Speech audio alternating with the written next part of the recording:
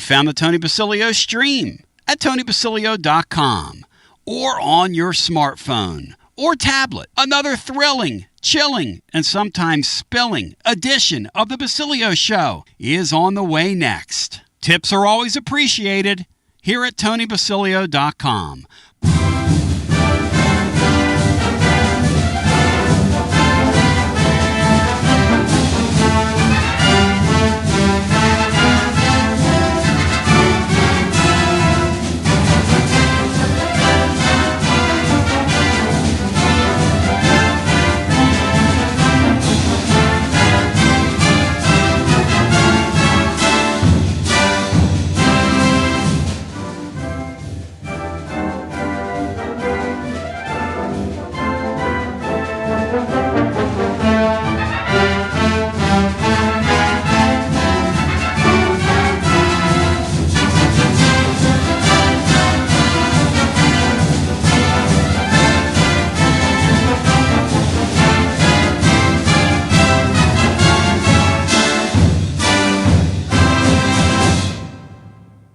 Listening to FM 105.7 and AM 1340, WKGN Knoxville, and W289CU Knoxville, Fan Run Radio. All right then.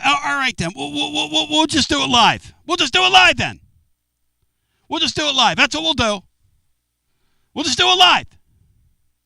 Okay, you can't need good help around here. We'll just do it live. How's that sound? Just do it live. Just do it live. Of course, nobody knows what I'm talking about, but we're live on a Wednesday, and we're fired up, folks, prepared with you.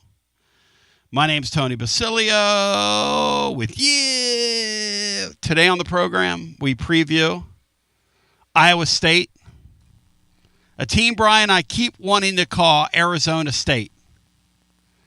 Why am I doing that, Brian? Why am I misnomering Iowa State, the Hawkeyes, Brian? Well, Iowa State's not the Hawkeyes. Arizona State, Iowa State are about, 1,500 miles apart, but the color scheme's similar, so I can see the resemblance. I'm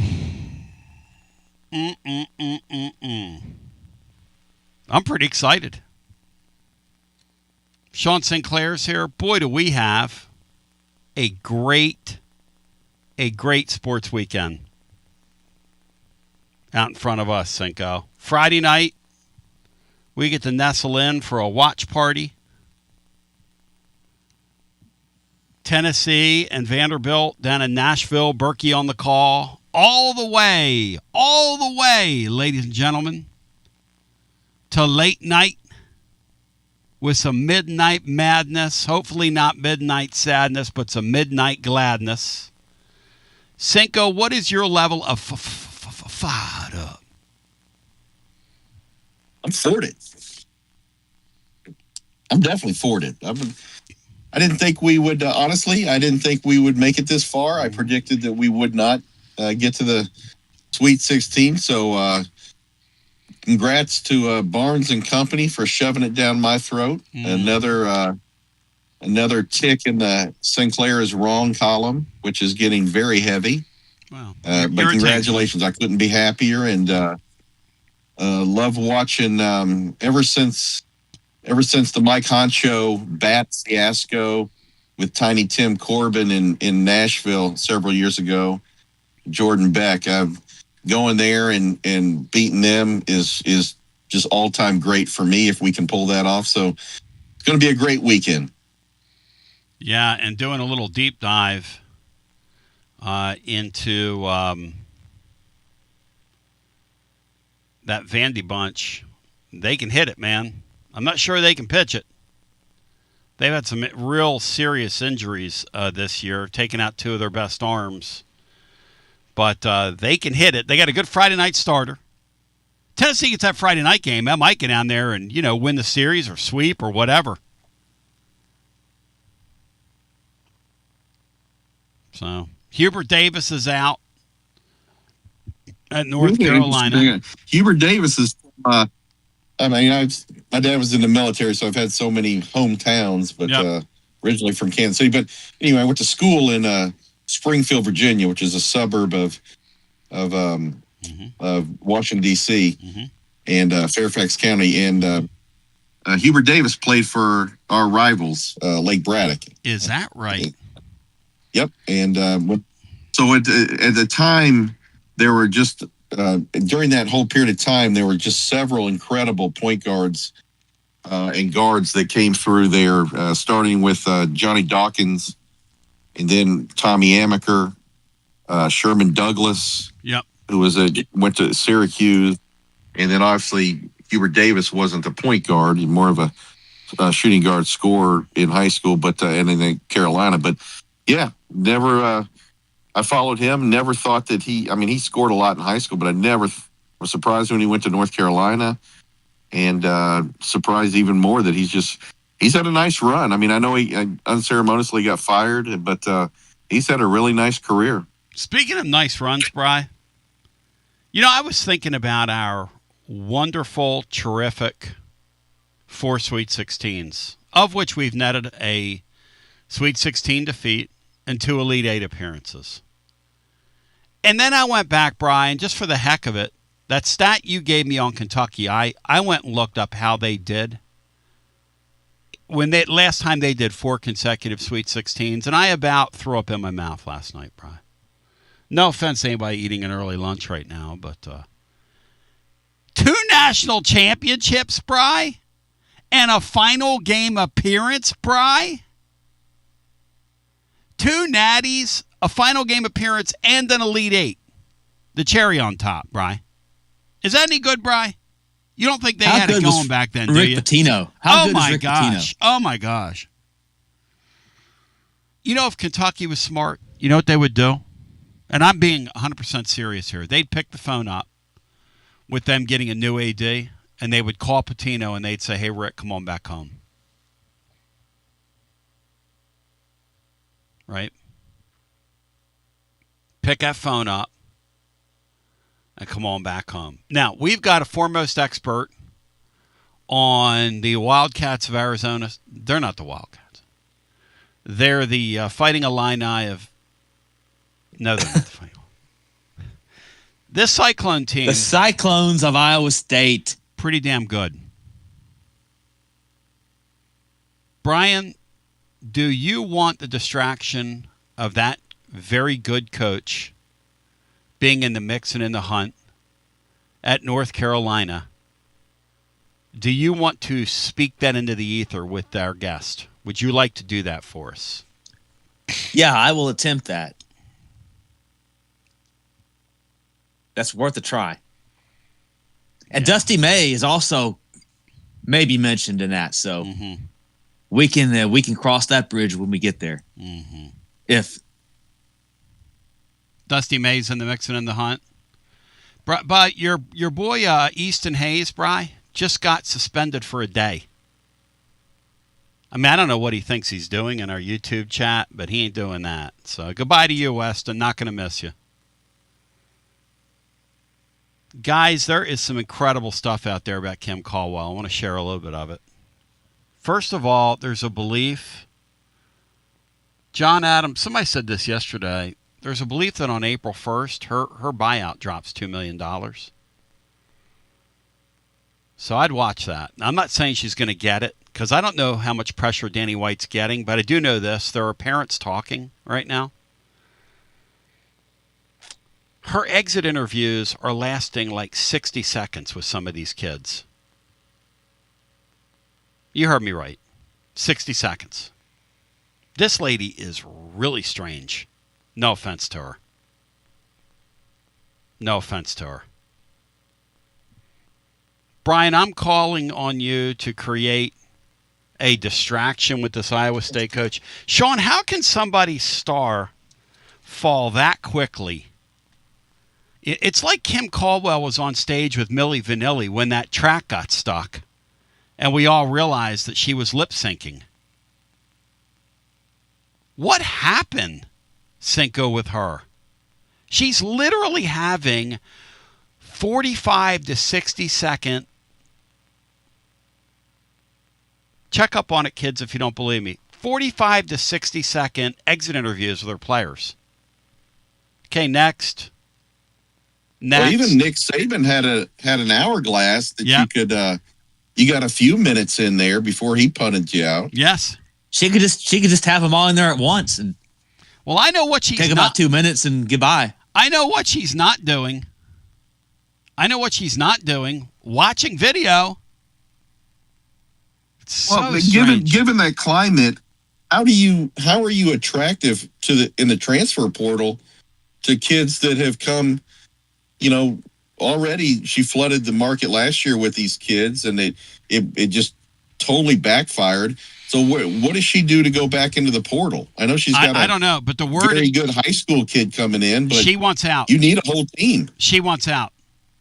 That kid's trying to get out of her deal. Yeah. Well, it's too big for her. You can tell. That could be a problem. Now, they might be able to talk her in and keep her in the boat, but right now that kid wants out. Wait. Are you talking about Caldwell or the No, the signee? The signee. Yeah. Oh, she can get out. Yeah. When the transfer portal Wow, opens. I didn't know that. Yeah. My ears to the ground here, man. My ears to the ground. She's gone 45 to 60 seconds with people. I mean, Kim Caldwell, look, love your show. I'm trying over here, okay? I'm trying to do the right thing, Spike Lee, and I hang in there. Her staff's trying to get out of here. I don't know if they're going to be able to, but if they hang on to her, it is going to be a complete mess, Bri, if they try and hang on. There goes that NCAA tournament streak that they have. So let me ask you this. So the machine has been talking about how it's there's a couple cancers on the team, on the roster, et cetera. That's the whole thing. I'm inferring from you that she may be the problem. Let's hang on to what we got. Don't let go, girl. You don't got a lot. I mean, she's really strange. Danny White's hired a female her. Wonder if she says hi to people when she sees them in the hall. Go. All right, a female him. That's what I meant. Brian, I'm all allergic today, man. My eyes are watering. My nose is all swelled up. Every once in a while, I think the tree pollen here is bad, and I've got Mr. Snuffleupagus' snout. So there we are. The Kim Caldwell thing is just ask around. It's not pretty. I'll tell you this, I've never seen the likes of her. I've heard a lot of crazy things, a lot of great Butch Jones stories behind the scenes. Derek Dooley was a nutty narcissist. I can't figure this lady out, man. That's how your team plays the way they play when you're just not connected to them at all. That explains it. That explains it. She literally she's had 60 to 45 to 60 second exit interviews with players. I mean, you can't make that up. She just had 5 of them completed as we were talking. So we're going to visit with a guest from Iowa State. Brian, your task, if you will accept it, is when we bring this gentleman in, you're here to cause a distraction with Travis Hines, who's a good man, who covers the Cyclones. Because Travis Hines, no friend of mine. I don't want nobody's name on my behind. Listen, I'm all for Brian causing distraction here.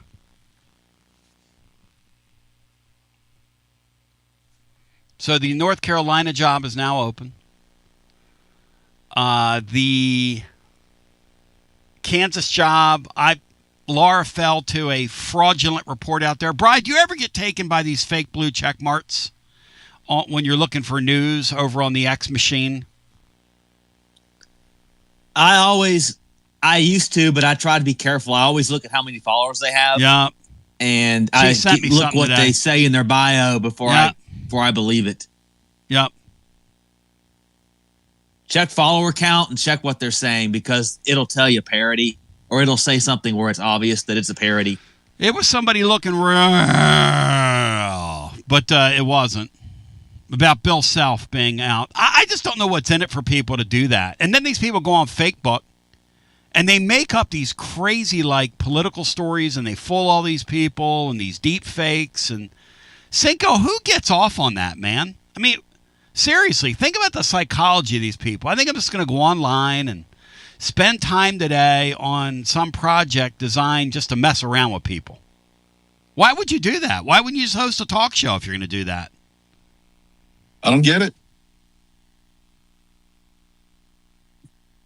All right, so we have a lot to talk about. Let's preview this. Iowa State bunch. We do it on the other side right after this. It's time for your next move. You want to get your precious belongings from point A to point B with your peace of mind intact. That's why you need to call my friends at Gouffon Moving and Storage, East Tennessee's moving legend. Gouffon Moving and Storage has been helping East Tennesseans move since 1887. That's 138 years, 5 generations. That's even longer than the Dooley, Jones, and Pruitt era combined. Gouffon Moving and Storage, pro movers, serving Knoxville, surrounding areas, and interstate moves too, both residential and commercial. And we'll provide you with personalized service that other corporate movers simply cannot. We know how to move all types of items. We pay careful attention to our clients' valuables. Your satisfaction as a customer is our absolute priority. As the oldest continually owned and operated family moving business in the United States, when it's time for your next move, it's Gouffon Moving and Storage. And storage, it's secure and vaulted. Our newest offering of commercial storage logistics, we offer receiving, storage, and delivery services for all your business logistic needs. See more at Gouffon.com. That's Gouffon.com. Or check out the link at tclub.team. When it's time for your next move, East Tennessee's moving legend, Gouffon Moving and Storage. Life never stops moving. And between the 30-minute commutes, daycare pickups, weekly soccer practice, Tuesday night yoga, X number of coffee runs, and that weekend trip to Grandma's, you're racking up the miles. What you need is a tire that can keep up. A tire designed for doers. A tire that's going to last. Like the exceptionally long-lasting Michelin Defender tire. With an 80,000-mile warranty and the safety and comfort you expect, you can forget all about the miles ahead and focus on getting to your destination or conquering your to-do list. Fleet Tire, I-275 exit 1B at East Woodland Avenue in Knoxville. That's Fleet Tire, I-275 exit 1B at East Woodland Avenue in Knoxville. Fleet Tire. Inward Half is committed to the game and the memorable moments that happen in between. From the tee box to the tailgate, from the green to the big game. For the first birdie with Dad, the first big win with Mom. Friday night lights, Saturday superstitions, Sunday traditions. Fall into the comfort and unparalleled performance of Inward Half. This fall, enjoy the walk-in. Are you tired of hiding your smile because of crooked teeth? At Knoxville Smiles, we've got the perfect solution. Invisalign. No metal, no wires, just clear, comfortable aligners that straighten your teeth without anyone noticing. Eat what you want, smile with confidence, and see results in as little as 6 months. Call us today for more information about Invisalign, 865-539-1776, or just visit us online at knoxvillesmiles.com. Smile brighter with Knoxville Smiles. Fan Run Radio, where Big Orange Country comes to talk sports. Start your morning off with your daily dose of talk sports with John Reed and Cody McClure from 8 to 11. Then it's Tony Basilio from 11 to 1. The Playbook with William Pattison from 1 to 3. And The Drive from 3 to 6. It's 10 hours of hard-hitting local sports radio every day. Out-of-town law firms have been swarming into East Tennessee lately. From Memphis, Chattanooga, and Birmingham, they've stormed into the area. Wouldn't you rather do business with a local firm? You know, a true neighbor. Marcos Garza and the pros at the Garza Law Firm are just that. There are neighbors and friends that support local causes year-round. The Garza Law Firm works to serve you professionally on criminal matters, injuries and accident matters, and Social Security and disability filings. The Garza Law Firm is here for you at garzalaw.com. The Garza Law Firm. Let us help. Start the new year with comfort and savings from Pipe Wrench Home Services. Tired of high energy bills and constant heating and AC repairs? Ready for a more efficient home? There's never been a better time to upgrade your comfort and take control of your energy costs. Upgrade your HVAC system now with Pipe Wrench Home Services and make no payments until 2027. A new energy-efficient system means lower bills, fewer breakdowns, and peace of mind for years to come. And with Pipe Wrench Home Services same-day service guarantee, you won't wait to start enjoying a more comfortable home. Your comfort isn't just our job, it's our promise. Upgrade your HVAC system now with Pipe Wrench Home Services and make no payments until 2027. Schedule your free estimate today at pipewrench.com. Pipe Wrench Home Services, trusted in Knoxville, Maryville, Oak Ridge, and neighboring communities for over 20 years. Same-day service guaranteed, or the visit is free. Offer good with approved credit. Some restrictions apply. Visit pipewrench.com for details. Hey, I'm Alan, and we ship floors on Bristol Highway in Johnson City. Are you tired of walking around on that ratty-looking carpet that you have?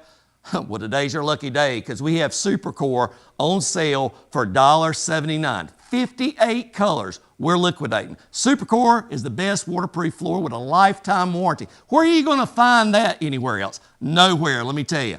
$1.79, lifetime warranty. Come on down to Bristol Highway on your truck and trailer and let's make a deal.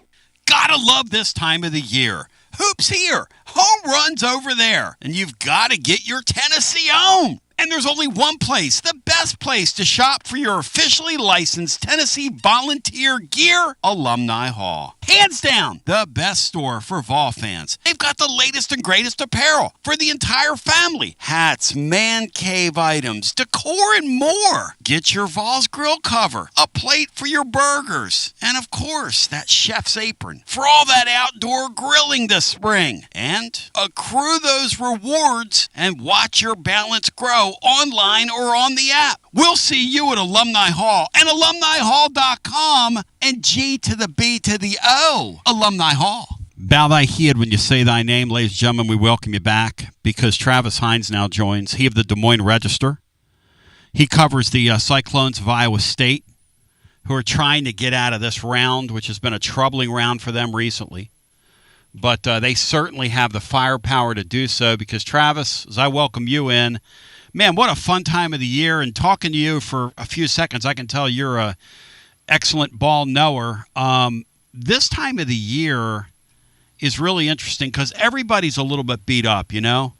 But these two teams have two star players that are, I think, more than a little beat up, yes?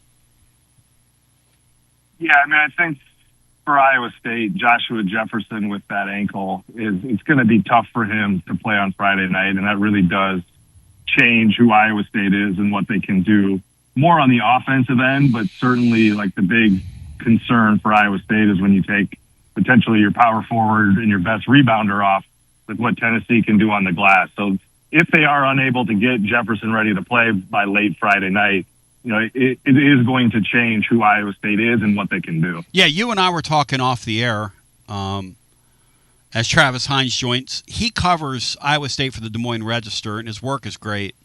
I'd encourage you to go check out the Des Moines Register over on Twitter, or check him out, and you'll see some of his work there. He's got a great instant analysis from the Cyclones' victory over Kentucky, but we were talking during the break. One of the things that really concerns me about Iowa State, and then Iowa State has their own concerns, but let me unpack one for Tennessee. And then you threw one at me with the rebounding that we'll get into. But first, from Tennessee's perspective, I watch Iowa State. Now, they bullied that Kentucky team. They're not going to be able to do that to Tennessee, but they are going to be able to take the ball away from the Vols if Tennessee has those lax moments that they tend to have with this team. But against Kentucky, they were able to finish the deal. They basically broke Kentucky's will. If you can, speak to what you saw, like body language-wise. You and I were talking off the air about this because they really put it on the Wildcats on Sunday.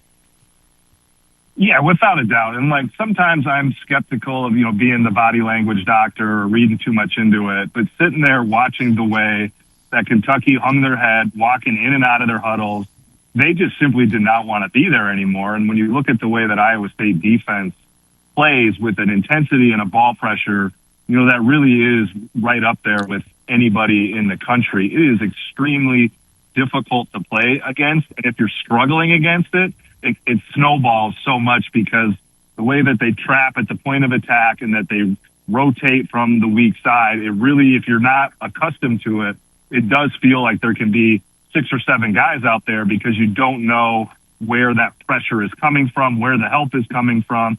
And it gets really frustrating quickly, especially if you're turning the ball over and they're physical. Like the word that they use defensively is that they want to create collisions, which is not something you often hear in basketball, but they want to be physical both on and off the ball. And I agree with you. Like Tennessee, I think is going to be in a much different mental space than a Kentucky team was and never really felt like a coherent team throughout this year. But they can wear on you mentally, especially this time of year when the stakes get high and the pressure ramps up, that it can get you out of what you want to do, and that can get real dangerous real quick. What's going to be really interesting about Friday is Tennessee relishes playing that way. So these two teams basically are going to collide in this Sweet 16. Generally, these games come down to which team's going to get the other one to play their game, and these two teams basically want to have fistfights in phone booths. And both coaches it's sort of their stock and trade, right? Yeah, I mean, like Iowa State's off-season training is MMA training against each other. They relish the physicality, and I don't think that's going to be something that Tennessee shies away from. So it is really going to be a strength on strength, and I don't even know, if you play to a stalemate there, that's probably okay for both teams, right? And then you just got to hit with your plan B and plan C at a greater degree than the other, because I don't think you can go into this game expecting to assert your physicality at a level where that's going to win the game for you, like it did for Iowa State against Kentucky, where they just ran the Wildcats down. I don't think that's going to happen on Friday night. Probably in either direction. No question. Travis Hines joining. Yeah, it's not for the faint of heart on Friday. These two teams are going to basically collide, and the way the game officiated is really going to matter. Now, one thing that's really helped Tennessee in this tournament is that they've let the kids play. I don't know if you've noticed that all over the country, but these games have been extremely physical, and that's helped. I think that would help in Iowa State and in Tennessee, right? We don't want to see a closely officiated ticky-tack foul shooting contest on Friday night. I don't think anybody wants to see that. No, I mean, Iowa State's philosophy under Otzelberger has kind of always been, they feel like the more physical team actually gets a more favorable whistle. That if you're the aggressor and that you're pushing the envelope, yes, you're going to get some fouls, but that actually works in your favor because you're not playing with hesitation. And if you play with hesitation, that's where you're a step behind, and that's where you get the fouls. Like Iowa State is very good about not hand checking, but being physical with their bodies and their legs and beating ball handlers and cutters to the point of attack. And that's really like where their physicality shines through. Brian Hartman wants to jump in here. He's got a question for you, but the more I look into this game and the more of Iowa State I look at, I just consider this Lipsy kid and this matchup between these two excellent point guards. And Tennessee's point guard is on an all-time heater. I mean, the way he's performed through two games, we have a nugget over at my website that somebody dug up today, but I kind of expounded on it. There are three guys. Brian, what is the stat? There are three guys so far since we've had the expanded team format that have had, I want to say, 50 points. Well, and 15 plus assists. At least 50 points and 15 assists in the first two tournament games. Yeah. First and second round. Those other two guys are Billy Donovan, who went to a Final Four in 1987, and Kemba Walker in 2011, who literally willed UConn, a 500 basketball team in their league that year, to not only a Big East tournament championship, but then went on and won the whole thing. Just one of the crazy runs we've seen. But this is going to be a real battle. If you can, unpack Lipsy's game and why he's so valuable to them.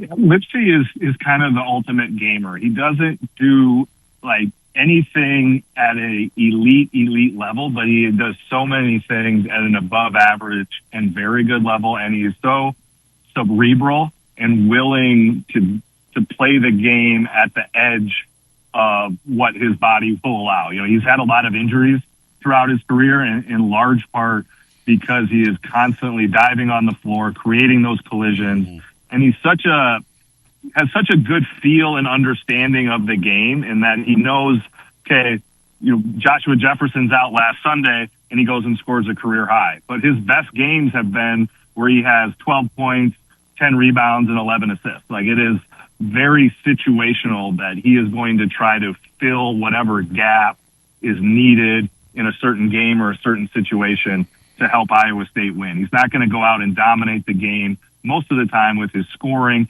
but he dictates the game with his presence and understanding at a level that is very rare. I think the only Iowa State point guard that I've probably seen that is really even Monte Morris, where the ability to control and dictate without necessarily scoring a ton is at an incredible level. But when they need a big bucket, he'll get it. Yeah, I mean, he had 26 against Kentucky. I Yep. mean, he will go out. Yes. He finds ways to score. He's not a great three-point shooter, but it seems like every time he needs to make a three or Iowa State needs a three, right, he can one. It is very situationally yes. aware, yes, and comes up big in big moments time and time again. My favorite college point guards are the ones that feel the run coming from another team and they stop it. Really, it's your job. When you have the ball in your hand, if you're feeling the game and somebody's on a 6-0 run and it's about to be 12-0, you got to get downhill and make something happen. And Lipsey's been he's been that kind of player. I mean, he plays to contact. He's a tough guy, like you're talking about. I kind of liken him to Zakai Ziegler, who was here for 4 years, set all kinds of records, won all kinds of games. I kind of look at him as a more bigger, physical version of Ziegler. That's kind of my comp to Lipsey. I don't know if you're familiar with Zakai, but that's kind of my comp. Yeah, I mean, I think, like, you just look at Sunday, Iowa State in the first half missed, I think, their first 14 threes, and were shooting 25% from the line. And Lipsey kind of took it upon himself to get to the line a ton in that first half, which is not really a part of his game. But I think, again, felt out the situation, understood, especially with Jefferson not playing, what Iowa State needed, and figured it out a way to get it for them, even if it was unorthodox to his normal style of playing. Travis Hines, Des Moines Register, joining. He'll be on hand up in Chicagoland. Late night affair for everybody involved. Of course, we'll be on with Garza Law, Tennessee basketball overtime. My body woke me up last night at like 12:30. I fell asleep at like 10:30. And then I was up for like 2 hours, and I'm thinking, well, maybe I'm in training right now. Maybe that's what we're doing here. But it's going to be a late night for us, and it's going to be a hell of a hard game for both teams. Going to be a war for both of those teams. Brian Hartman, jump in here if you will, as we've got Travis Hines talking about and previewing the Iowa State Cyclones. Yeah, Kentucky only had a day and a half to get ready for what Iowa State was going to do to them, and they didn't handle it well at all. Tennessee's got 5 full days. They can see what they did against Kentucky, and they can maybe have more time to figure out what to do against it. Do you think that actually could play to the Vols' advantage to have 5 days? It's interesting because I think, like, conventional wisdom would suggest yes, right? That they can look at the film of what Iowa State not only did against Kentucky, but have done all year long, where they are among the country's best at generating turnovers and then turning those turnovers into points.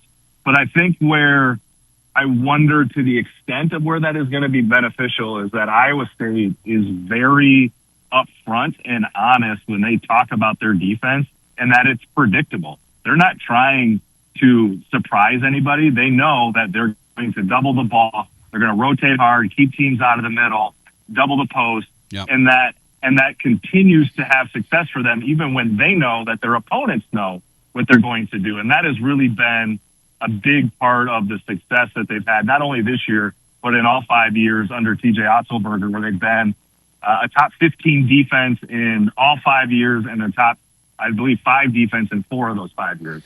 So it's helpful, but it's hard to really replicate and understand what that level of physicality and ball pressure really is like until you step onto the court against them.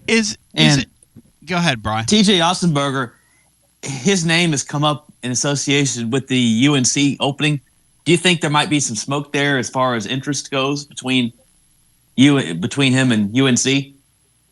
Yeah, I mean, I think when you look at his track record, you got to remember he took over a program in 2021 that was coming off the worst season in modern Iowa State basketball history. They were 2-22. They lost all 19 games they played against Big 12 competition.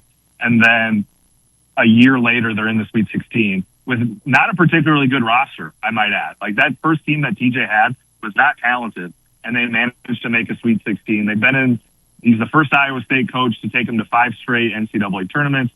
This is the third Sweet 16 in 5 years. So I do think his resume immediately puts him on a short list. And I think, the talk around Ames is certainly I think similar to a lot of places where what are our NIL dollars? And they already just saw the football coach take a job at Penn State in large part because of the increased resources that Penn State has. And obviously North Carolina basketball is going to have more resources than Iowa State basketball. So I do think it's something that's going to be monitored, but I do think when you look at North Carolina, that TJ's probably on that second or third tier of candidate only because, they're going to be swinging for Billy Donovan. Sounds like Brad Stevens has already told them no, but Billy Donovan is going to be at the top of that list. Tommy Lloyd, Golden at Florida. So, I don't know that TJ is quite where those guys have been in terms of resume, but he's right there. And so I do think, at minimum, North Carolina is going to kick the tires.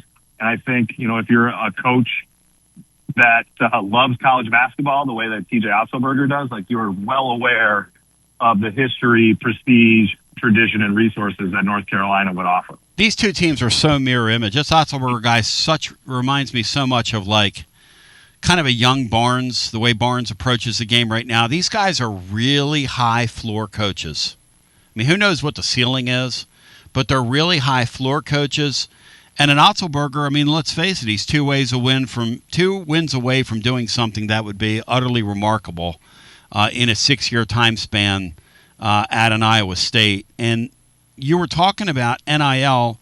I see a published report, and who knows how accurate any of this stuff is, but just for comparison's sake, I do believe Tennessee's NIL is somewhere around $9 million, somewhere in that range, 9 to 9.5. And Iowa State's allegedly is $8.25 million, which is the 4th lowest in the tournament, but still only $250,000 away from the likes of Houston and Michigan State and Purdue. So it isn't like they're not investing in the sport. It seems like they certainly are.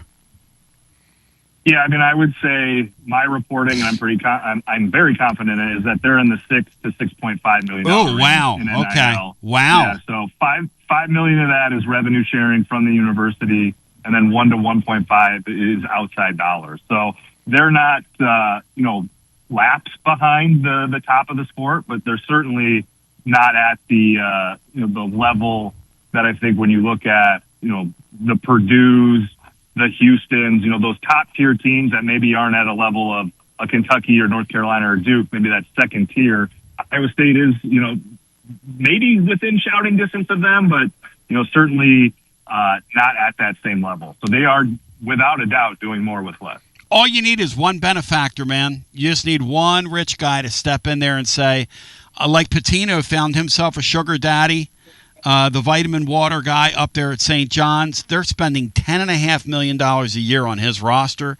And everybody acts like there's some cute story. I mean, yeah, they're kind of cute, but they're being funded. It's like, yeah, he's got very good players and he can really coach.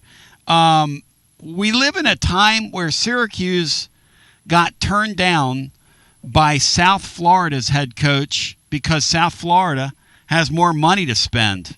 It's funny, when this recruiting thing became legal, paying these kids, Syracuse became a bad job all of a sudden, as we're joined by Travis Hines. But back in the day when Syracuse could do whatever they wanted to do with whomever they wanted to do it, it was a great job.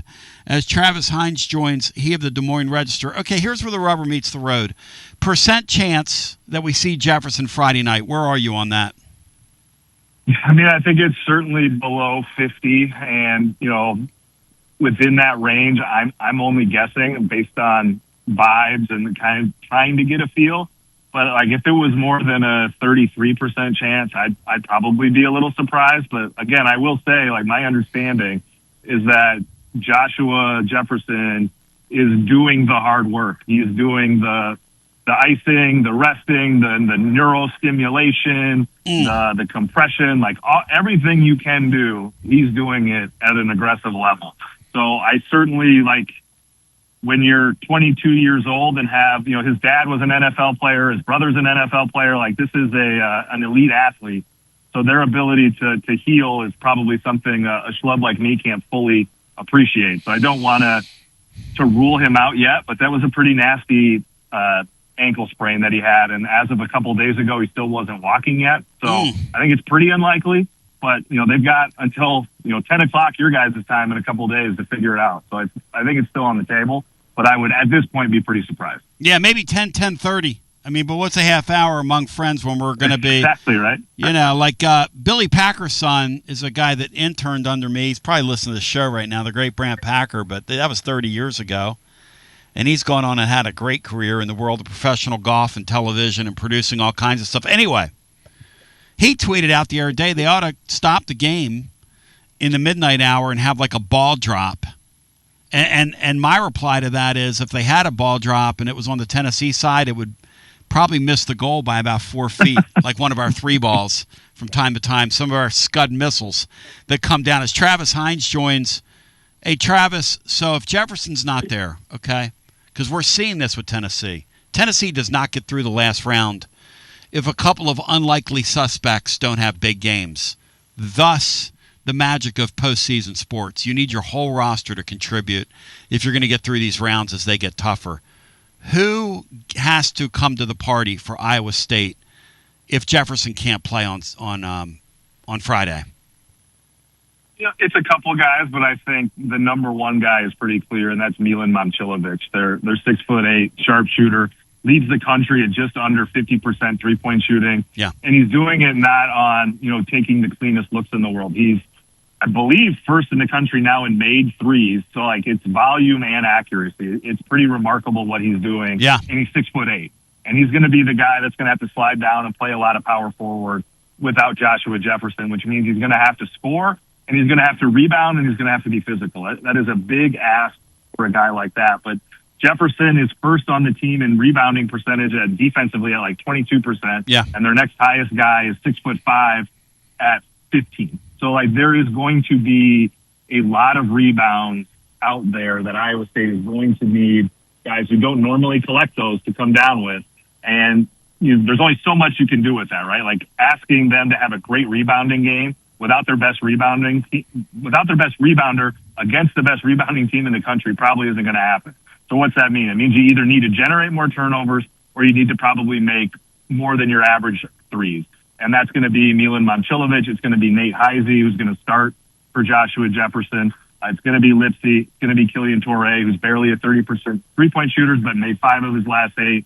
So like it is going to have to be a team effort. But if there's one guy that can really make a difference to close that gap, it's going to be Momcilovic. Yeah, Kentucky's over there going, Torrey went to shoot the ball, and he hit a couple in that run, and you're like, oh, well, this game's over. On the way out, I really appreciate your time. It's been wonderful. Is there anything else you'd care to add, or is there anything you'd care to ask us about the Vols as you prepare to cover this game? I am excited for what I think is going to be a great Sweet 16 game in a great venue at United Center. And I think like it's going to be a war. It's going to be physical.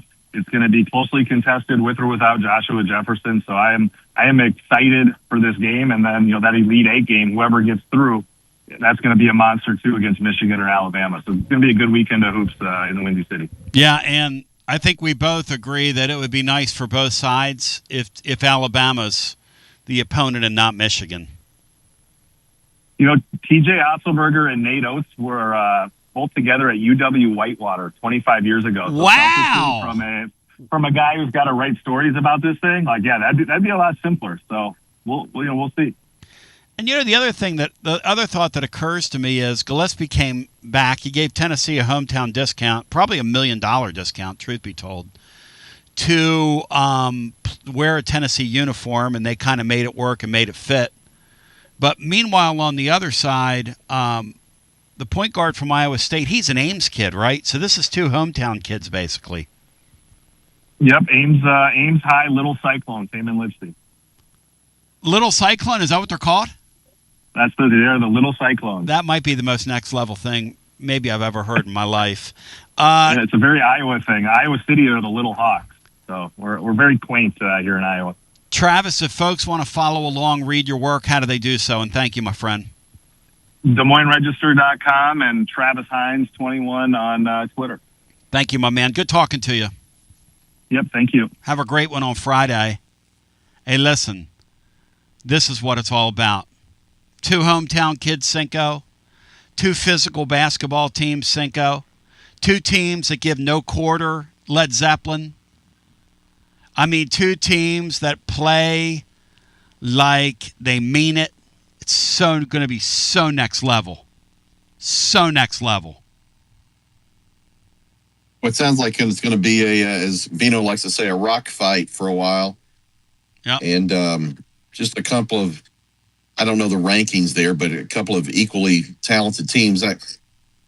It's a mixed bag for me. I'd like to see their best player play, but I'm glad he's not. If that's the case, you know what I mean? Yep. Because I want us to advance, but let's just say this. I hope the guy is perfectly healthy after our game. Here's the thing, too, right? If he plays, Tennessee's going to rough him up. And Nate Ament, no matter what condition he's in, he's going to get hands all over him. He's going to get roughed up Friday night.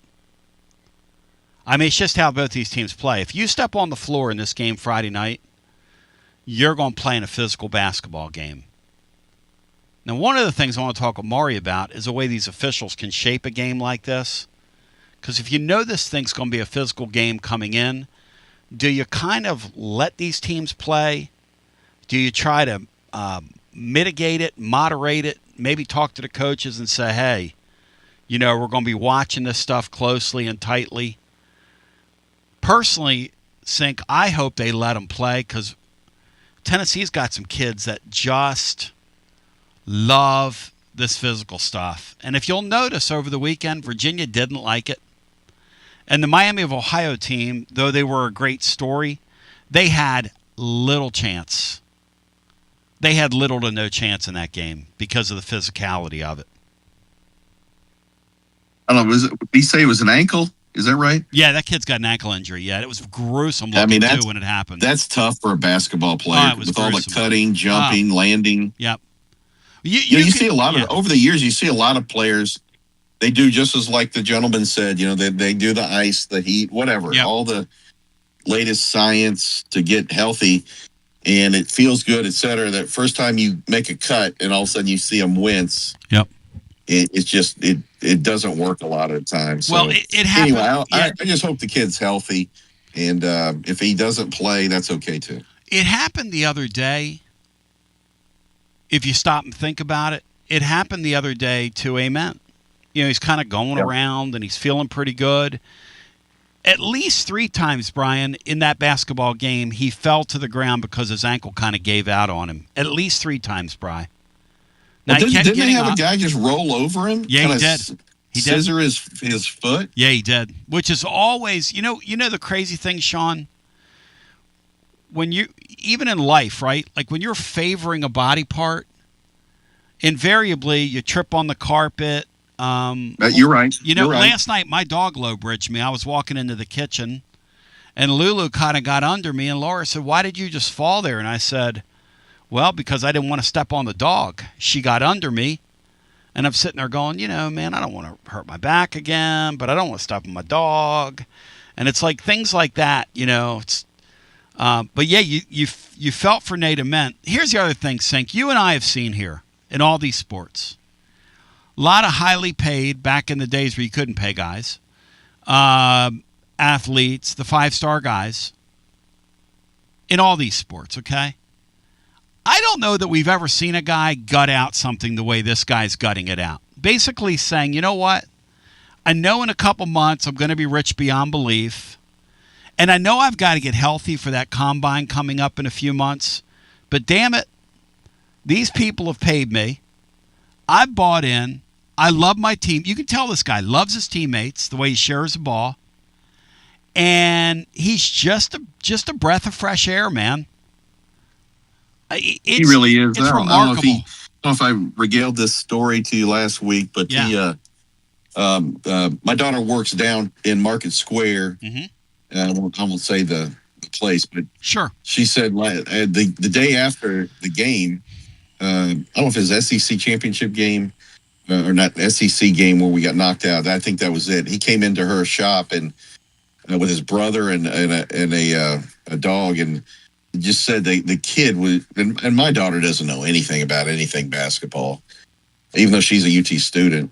She said the whole place went, just opened up. The kid is a beam of sunshine, and it couldn't be nicer, et cetera. But I love hearing that. The thing that really impressed me was because he's kind of been a low key kid. Yep. When he showed that emotion after that rejection, yes, it didn't look fake or phony. No. He doesn't seem like a guy that throws out that kind of emotion, but no. I was really impressed with that because that seemed a bit different than what I've seen all year. What's interesting, too, the staff says that he feels a lot more confident cutting on that ankle on defense, which is why when we were talking about how much of him we'll see on Sunday, I was told Friday night two things. One, we like this matchup on Sunday. And I, on our Garza Law post-game show, said that I replied, yeah, right. But they like the matchup for a reason. And then the second thing was, I was told, he just feels more comfortable. He's able to defend. What's interesting about him is he showed a lot of quickness. He showed lateral quickness. He showed a lot of spring. But they say when the ball's in his hands, he doesn't have the same level of spring, which I think is an interesting thing. I don't know if that's a physical, mental combination of the two, physiological. I don't know. But when he did what he did, Sean, that emotion, that was a flashpoint in that game. That was like, hey, man, we're here, and we're going to get in your face today. We're going to get in your grill. And, yeah, I'm hurt, but I'm not injured. But I'm a little banged up. Let's go to the phones. Hello and welcome in. You're on the air. Tony B, how you doing today? Good to talk to you. Vincent Vegas over here in Nashville, baby. Good to talk to you, buddy. I told you we were going to Sweet 16 now, didn't I? You did, my friend. I also said that falling down to that 6 line was going to do us a favor now, didn't I? Well, the 6 line with certain teams, yes. Let's qualify that. Well, they got the best point draw. Was to get to the Elite Eight. They got to the Elite Eight because those 1 seeds. Yeah, you're right. You have to play them in the 16. Look very difficult. That's right. Now, I got to be honest with you. Your take on cheering for Alabama is kind of like wanting your cousin to marry your sister. You just can't really cheer for that. Oh, okay. Well, you want to play Michigan in that next round? No, I don't. I won't be disappointed if Alabama wins. Oh. But you just can't cheer for them. Oh, okay. All right. And that being said, if we did run this through Michigan and somehow find a way to get out of that game with a win, that'd be one incredible run, would it not? Beating Michigan? This team getting to the Sweet 16? Beating the 6, or beating the 11, the 3, the 2, and the 1. This team getting to the Sweet 16 is a great season for them, for what they have. I do have a specific question for you about Iowa State. Do you remember when Nate Ament came back from the game where he twisted his ankle against Vanderbilt? Now, he'd had that ankle earlier. Yep. And he came back and played against Alabama. And he gave us his heart that game for about 5 minutes, and he just couldn't go. Yes, sir. I hope they play Jefferson. Because on that ankle sprain, there's no way he's 100%. No. He's the only way that ankle's going to heal. I was told by staff member, and it's why Barnes came out and said it, because Barnes wants it on the record for the NBA people that this kid's playing injured. Rick Barnes never, ever sells for injuries with players. I don't ever remember him saying into a microphone, hey, this guy's hurt. Friday night he said, look, this guy's never going to be 100%. After that, not game, until he sits on the sofa and games will wait for about a month. He said until the season's over, this guy will not be 100%. So let's not even pretend like he is. He's been hurt, and really, he's been hurt since early December. What happened for him is his ankle healed there early in the season, and then he injured it right before they went down to Vanderbilt, which is why he had that bad shooting night. And look, I'm not blaming everything on that ankle injury, but for about 2.5 weeks, we saw the real Nate Ament. And let me tell you this, he's an elite basketball player, the real Nate Ament. He's an elite. The guy that's out there right now is kind of playing on fumes, but he's still getting to the line and he's still scoring. Well, my point, though, was in that Alabama game, he just couldn't make it. He couldn't make that ankle work. That's right. And I think if they played Jefferson, because you cannot come back in 7 days from that kind of an injury. You just can't. Yeah, I hate you can hobble around, but you can't cut. I mean, basketball is cutting and jumping. Especially with big people. But listen, I appreciate you, brother. Thank you. And you got your flowers, man. You called your shot. Let's get our next call in. Watson Brown coming up. It's a Wednesday with Watson. We have so much to talk about with him. Boy, those North Carolina people are total bunglers, the way they handled that Hubert Davis thing. Let's bring in our next call. Hi, you're on the air. Tony, good afternoon. Oh, there he is. Columbo Kid. What's up, Columbus? Hey, man, I wanted to go over to the games Friday, but it's $800 to get in the damn building. Wow. You know, those here's the thing. Those Iowa State people, it is their sport. It's what they love. It's their passion. They don't have a football program. It's kind of their jam. And I meant to ask that guy how many of their fans are going to be there. I kind of get the feeling that 15,000 of them are going to be in there, like Maury told us. You think Otzenberger's going to go to UNC? I mean, look, I think he's down their list, but if he got the opportunity, he'd be crazy not to, wouldn't he?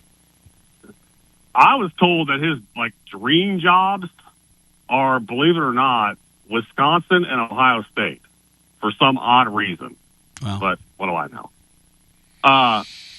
Yeah, I mean, Tony, I took the 4.5 of Tennessee. I make the game like Iowa State 1.5, 2. I look at this Tennessee team, 11 losses on the year, and all but 2 of them were kind of just free throw shooting and coin flips at the end where they just made mistakes. The only teams that blew them off the court were Florida, who did that to everybody, and Illinois, where they just played terrible. I don't get the 4.5 number, but if we handle their pressure, I think we win the game. If we don't handle their pressure, we're going home. Yeah, I think the metrics. And then we got. Yeah, I think the metrics. We got to root hard for Alabama. I think the metrics say that their pressure is going to really cause problems. I think that's where that numbers comes from. I mean, Ole Miss destroyed this team last year in the tournament. Mm-hmm. Destroyed them. Yeah. And it's the same squad back from. I mean, not that it's apples and it's not apples to apples, but they drilled this team, and I don't know. I feel pretty confident about Friday. That's and interesting. We got to root hard for Alabama because we ain't beating Michigan. Hate to say it. No, to our previous caller, I mean, that's great. No, I'm not going to cheer for. Of course, you're going to cheer for Alabama. Ball. Yeah, if you want to get in the squared circle on Sunday with Michigan and experience a unbeatable basketball team in the Elite Eight for the 3rd consecutive year, good for you. Good on you. I want them eliminated. Because that's a team we don't match up well with at all. Michigan is bigger, stronger. Tony, Alabama, they got one pass to win that game. Shoot it. And make the game helter-skelter and fire 55 threes Absolutely. and hope you make 20 of them. And that's why we call it March Madness, because there's no way. Michigan, that's right. Probably not going to allow them to do that, but you never know. Never if know. They drag them to a helter-skelter game. Yep. They have a path to win. We don't have a path to win against Michigan. I agree with that. It would be one of the great upsets. I think they roll over every team in this tournament. Yeah, I agree. Left. I picked them. So, Yeah. I mean, Ohio State could have hired Dusty May a month before Michigan did and chose to hire Jake Diebler. They're real happy about that up here. How about the people at Indiana, where he was behind the scenes wanting the job, and they said, no, we're just going to take this flawed, failed guy that we know we're going to fire next year, but he's a Bob Knight guy. And, I mean, obviously, you got to move on that dude, man, in modern college athletics. Yeah. I don't think May takes North Carolina. There is a school of thought, though, that May doesn't want he prefers the job at a non-basketball centric school. Well, Peeping Todd, I'll tell you this. Peeping Todd at Florida, if he didn't have some baggage, would be a perfect coach at North Carolina. But North Carolina's never doing that. I don't think North Carolina's going to go down. I don't think they're going to go down the Nate Oates road because all they're off the court stuff. I agree with that. The stuff they say, the people that are saying that Peeping Todd, this is his favorite round, is, I mean, that's some pretty good work. I ain't going to lie to you. That he's going to miss his favorite round in the tournament. But I got time for a good off-color, kind of a good off-color jokey. I mean, the guy literally has his own surveillance unit down there in Gainesville, or scouting department, and it's not looking at basketball players. You got to give a guy credit. So he's definitely a non-starter at UNC, and the same with Oates. I don't think Oates. I suppose that's Oates' dream job, and I don't see him going that route just because he's off the court stuff. No way. And people are saying, well, Billy Donovan hasn't coached in 15 years. Well, he's been dealing with professional players for 15 years. That's exactly what he's going to be dealing with at the college level. So, probably a good hire. Yep. If they go down that route. All right, brother. Lumbo, love you. I'll get at you. Lumbo, I love you, man. Lumbo kept it. Lumbo's got a little broadcasting. He's got some broadcasting. What would you call it? Instincts about him. Some broadcasting instincts. We come back. The great Watson Brown joins. We got a million things we're going to get into at Watson, including the job that Rick Barnes continues to do consistently. And Watson knows Rick from the Texas days when Mac was down there. And then I got to also ask him, since his brother was at North Carolina a couple times, how North Carolina could screw the Hubert Davis thing up so badly. They're going to let him go. I mean, the whole thing with the radio show and that whole, I don't know. We'll continue with more on the other side as we roll it back. It's hour 2 after this. You're listening to FM 105.7 and AM 1340, WKGN Knoxville, and W289CU Knoxville, Fan Run Radio. It's the hottest post-game show on the planet. Garza Law. Fifth quarter fan reaction. Fan reaction. As soon as the final gun sounds, we're live. Hi, I'm Jim Simpson, owner of Simpson Meats. When's the last time you grilled a really good burger or steak? One your friends still talk about. Our goal at Simpson Meats is to make that happen every time you have a cookout. All of our cuts of meats, steaks, burgers, briskets, and pork are always fresh, flavorful, and sustainably sourced. We are family owned, so we know the importance of knowing how and where your food is raised. We have been putting quality first since 1888. Visit our butcher shop off Lovell Road or online at simpsonmeats.com. Okay, so we really need uniforms and equipment for this season. Can I trust you with that? Cool, I'll just order them online. What? Yeah, I'm gonna hop online and I'm gonna get them ordered. Hold up, that's not a good idea. We shouldn't just spend money on some random online retailer, okay? I mean, it seems pretty convenient. Trust me, it's a terrible idea. Let me simplify this for you. SM Athletics. Okay, how do you pronounce it? SM Athletics? They're the go-to for uniforms and equipment, whether it's for universities, high schools, youth leagues, you name it. So why wouldn't you rather go with professionals who can guide us through the process, design the perfect uniforms, and deliver the best equipment? Yeah, I guess that makes sense. What's the name again? SM Athletics. Right. It's definitely smarter to go with a company that emphasizes customer service, fair pricing, and, of course, excellent products. Exactly. So, yeah, I guess it's settled then. For uniforms and equipment for all sports, it's SM Athletics. When a dangerous, overgrown, or storm-damaged tree is threatening your home, your car, or your family, don't risk it. Call ECR Total Landscapes, your local tree-cutting experts. From precision tree removal and trimming to emergency storm cleanup, ECR Total Landscapes has the equipment and the experience to get the job done safely and efficiently. Call today to set up your free estimate, 865-384-2012, or just go online to ecrtotallandscapes.com. Josh Collins at Collins Insurance Agency. At Collins Insurance, we strive to ensure our customers receive better coverage along with bigger savings.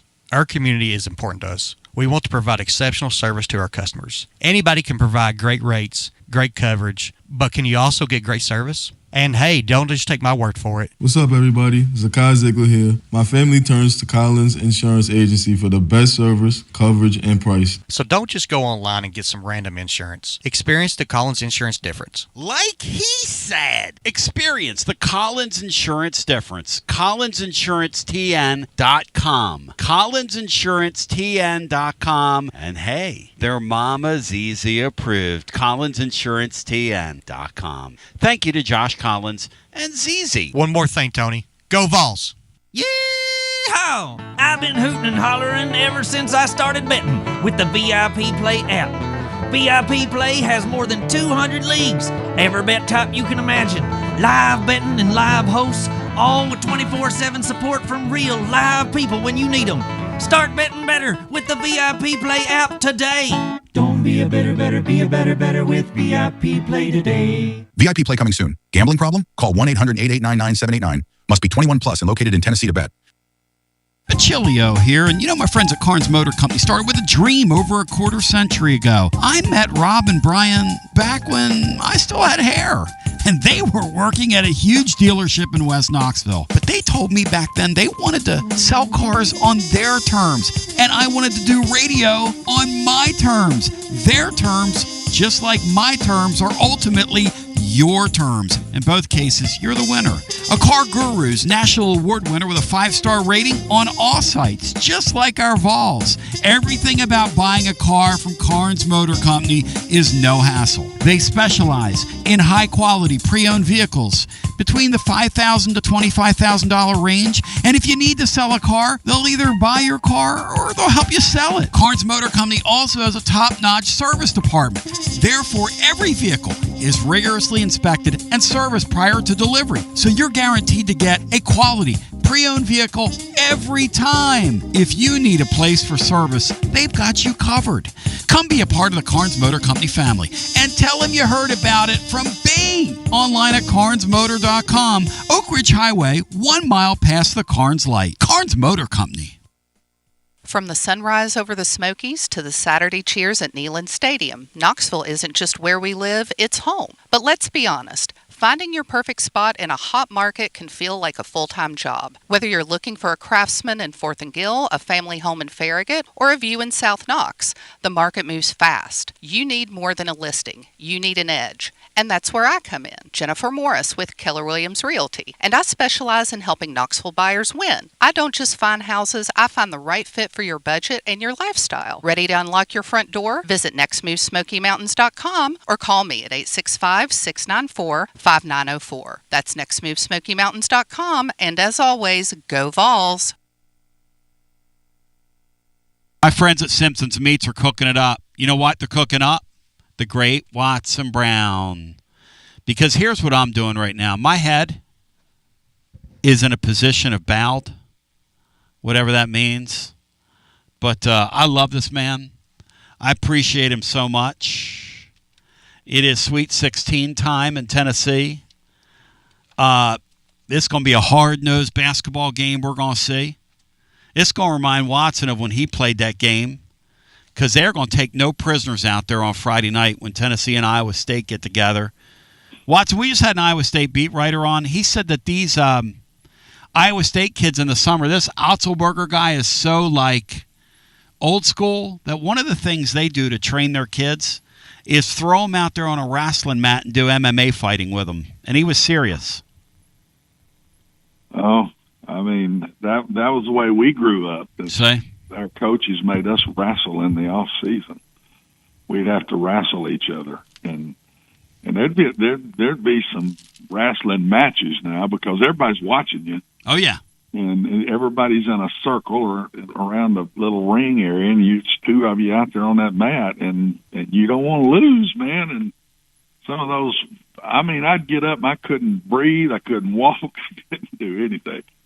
And so, no, I get it. This is the two toughest teams of the 16 playing each other. That don't happen very often.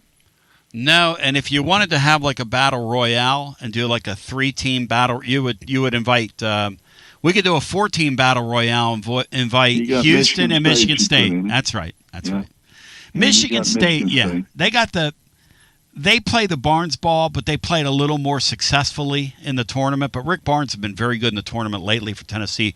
4 consecutive Sweet 16s, Watson. 6 consecutive years Tennessee's gone further than the University of Kentucky in this tournament. I mean, just bizarro world stats. But I'll tell you what's not bizarre, my friends at Simpson's Meats, because they raise and source their meat on farms, on pasture, on purpose, and they've comfortably continued a tradition that began in 1888 on Jim Simpson's farms. And here's what you're not going to get. You're not going to get stuff that's shot up. You're not going to get you're going to taste the difference, basically, is what I'm telling you. From steaks to burgers to sausages to roast to chicken. And if you want to buy in bulk, they got half and quarter cows available. And Simpson's makes a great gift boxes available. You can ship premium meat anywhere that you can hear me. SimpsonsMeats.com. They've got a store in West Knoxville off Level Road. Yoshi ho ho. But Watson, talking about toughness, you know what I like about this tournament? I want your thoughts. Because there's one game that officials can really affect. It's a basketball game. They're mostly letting these kids play in this tournament, and I like that, Watson. I like it. I still don't like the inconsistency of hands on you and fouls, or then all of a sudden a little cheap foul's called. That's the only thing I don't like. Two things I don't like. I love everything else, and I don't like stopping to look at this or look at that. Oh, God, that's awesome. That's unbelievable. I mean, late in ball games, it's getting where there's no momentum for anybody. Yep. Because nearly every play stopped and looked at, and they got to do something a little bit, Tony, about these flagrant twos. If it's an accident, it should not be a flagrant two. A guy's coming down and his left arm comes down and hits a guy in the face accidentally. That's not a flagrant two to me. It ought to be intentional to be a flagrant two. It's where you take your elbow around and you catch somebody. I get it, but there's a couple things they need to change. But I'm absolutely loving it. The competitive level of it's honestly it's now about like football would be. That's why I don't want to go ever past 16, because the top 16, other than just a major upset here or there once in a while, which happens in basketball more than football, but the top 16 are better than everybody else. And you get to 24 in football, you're putting teams in there that aren't near as good as a lot of other ones. I saw that in the FCS level. I saw it myself, and being a coach on that level some. So there's the things that bother me, but this is going to be an unbelievable Sweet 16 weekend. Now. We're going to have some really good basketball. And I agree with you 100%. Let them play. And don't call any of these dinky fouls, but let them go and let them play.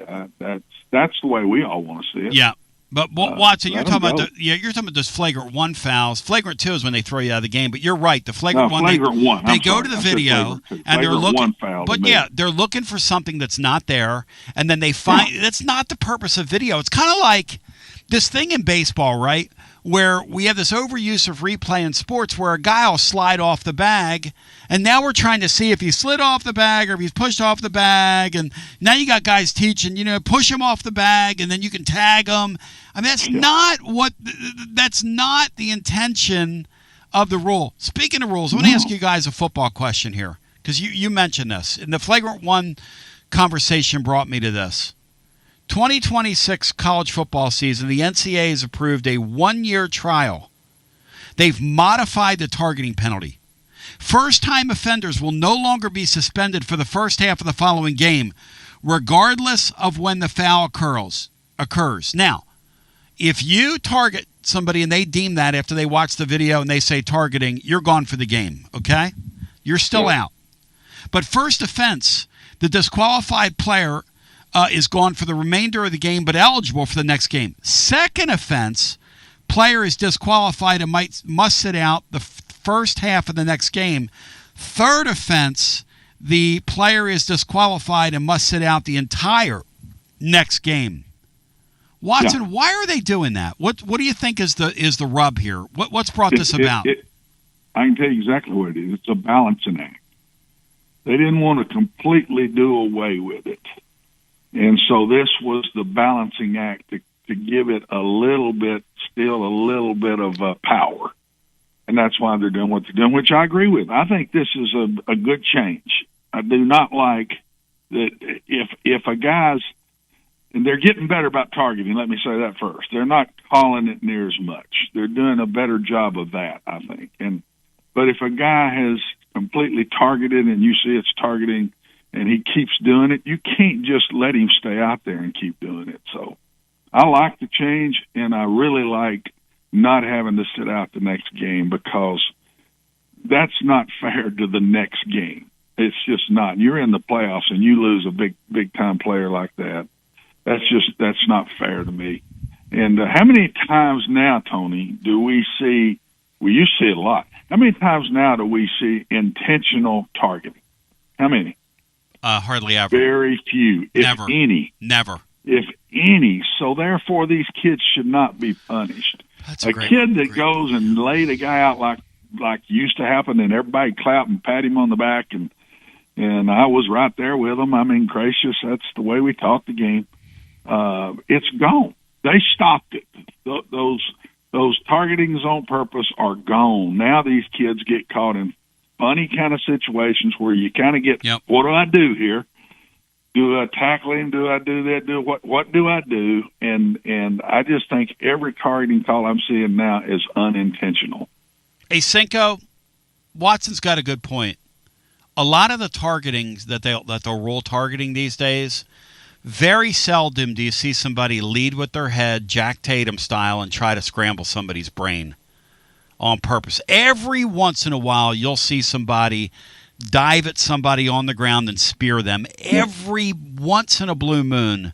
But I think they've pretty much gotten that out of that sport. He's right, Sean. A lot of times these guys are called for targeting when it's a 50-50 call at best. It's a bang-bang play in the middle. And I know they're trying to keep these guys. And look, I don't want brain injuries. Nobody wants brain injuries. And these guys are bigger, stronger, faster than they've ever been. And they're in these tight, confined spaces. And at the NFL level, they had to do something about it. And the collegiate level, you got to keep everybody safe, or we're not going to have football. I mean, it's pretty simple. Sean, your thoughts on them kind of letting the tape out here a little bit and seemingly going the other way by saying, if you're called with one of these targetings, you don't have to miss the first half of the next game unless you're a two-time offender. Good rule, bad rule, Sean? What do you think? Or change to the rule? I think it's a good rule. Like as Coach says, if you do something in that game, you should be suspended from that game.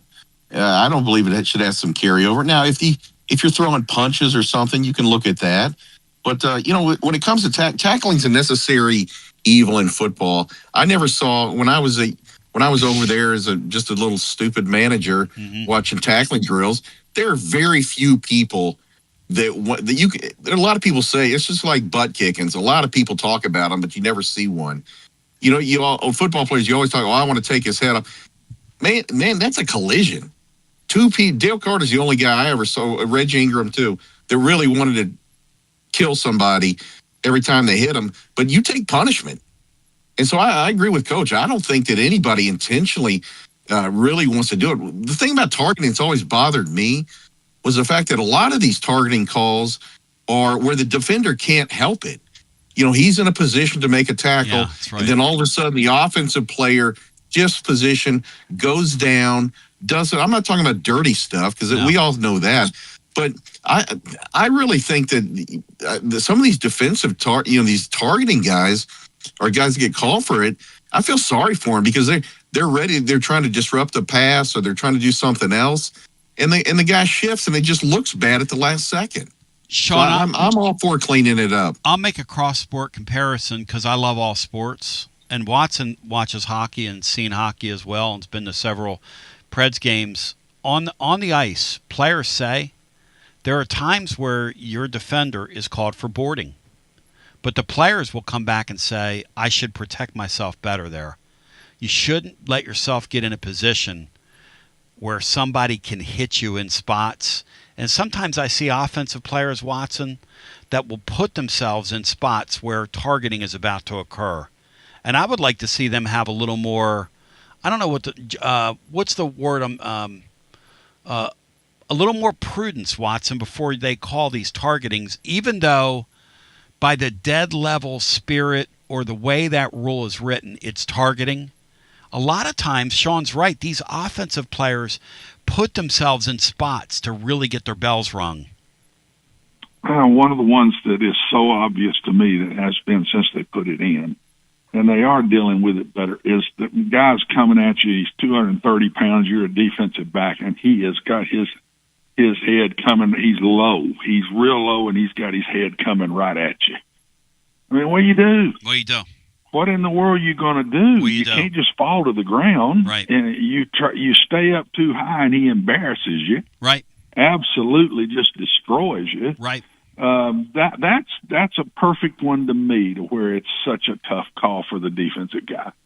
Watson, And, I was watching. I've even thought there's times an offensive guy should have been called for targeting by what he did. So Sean's exactly right. It's interesting, Sean. The targeting call has saved a lot of lives, in my opinion, Yes. and a lot of tragic injuries, not just deaths, but tragic injuries. And we all had to learn how to teach it. I mean, I vividly remember tackle with your face mask. I mean, we're teaching it. We're having tackling drills.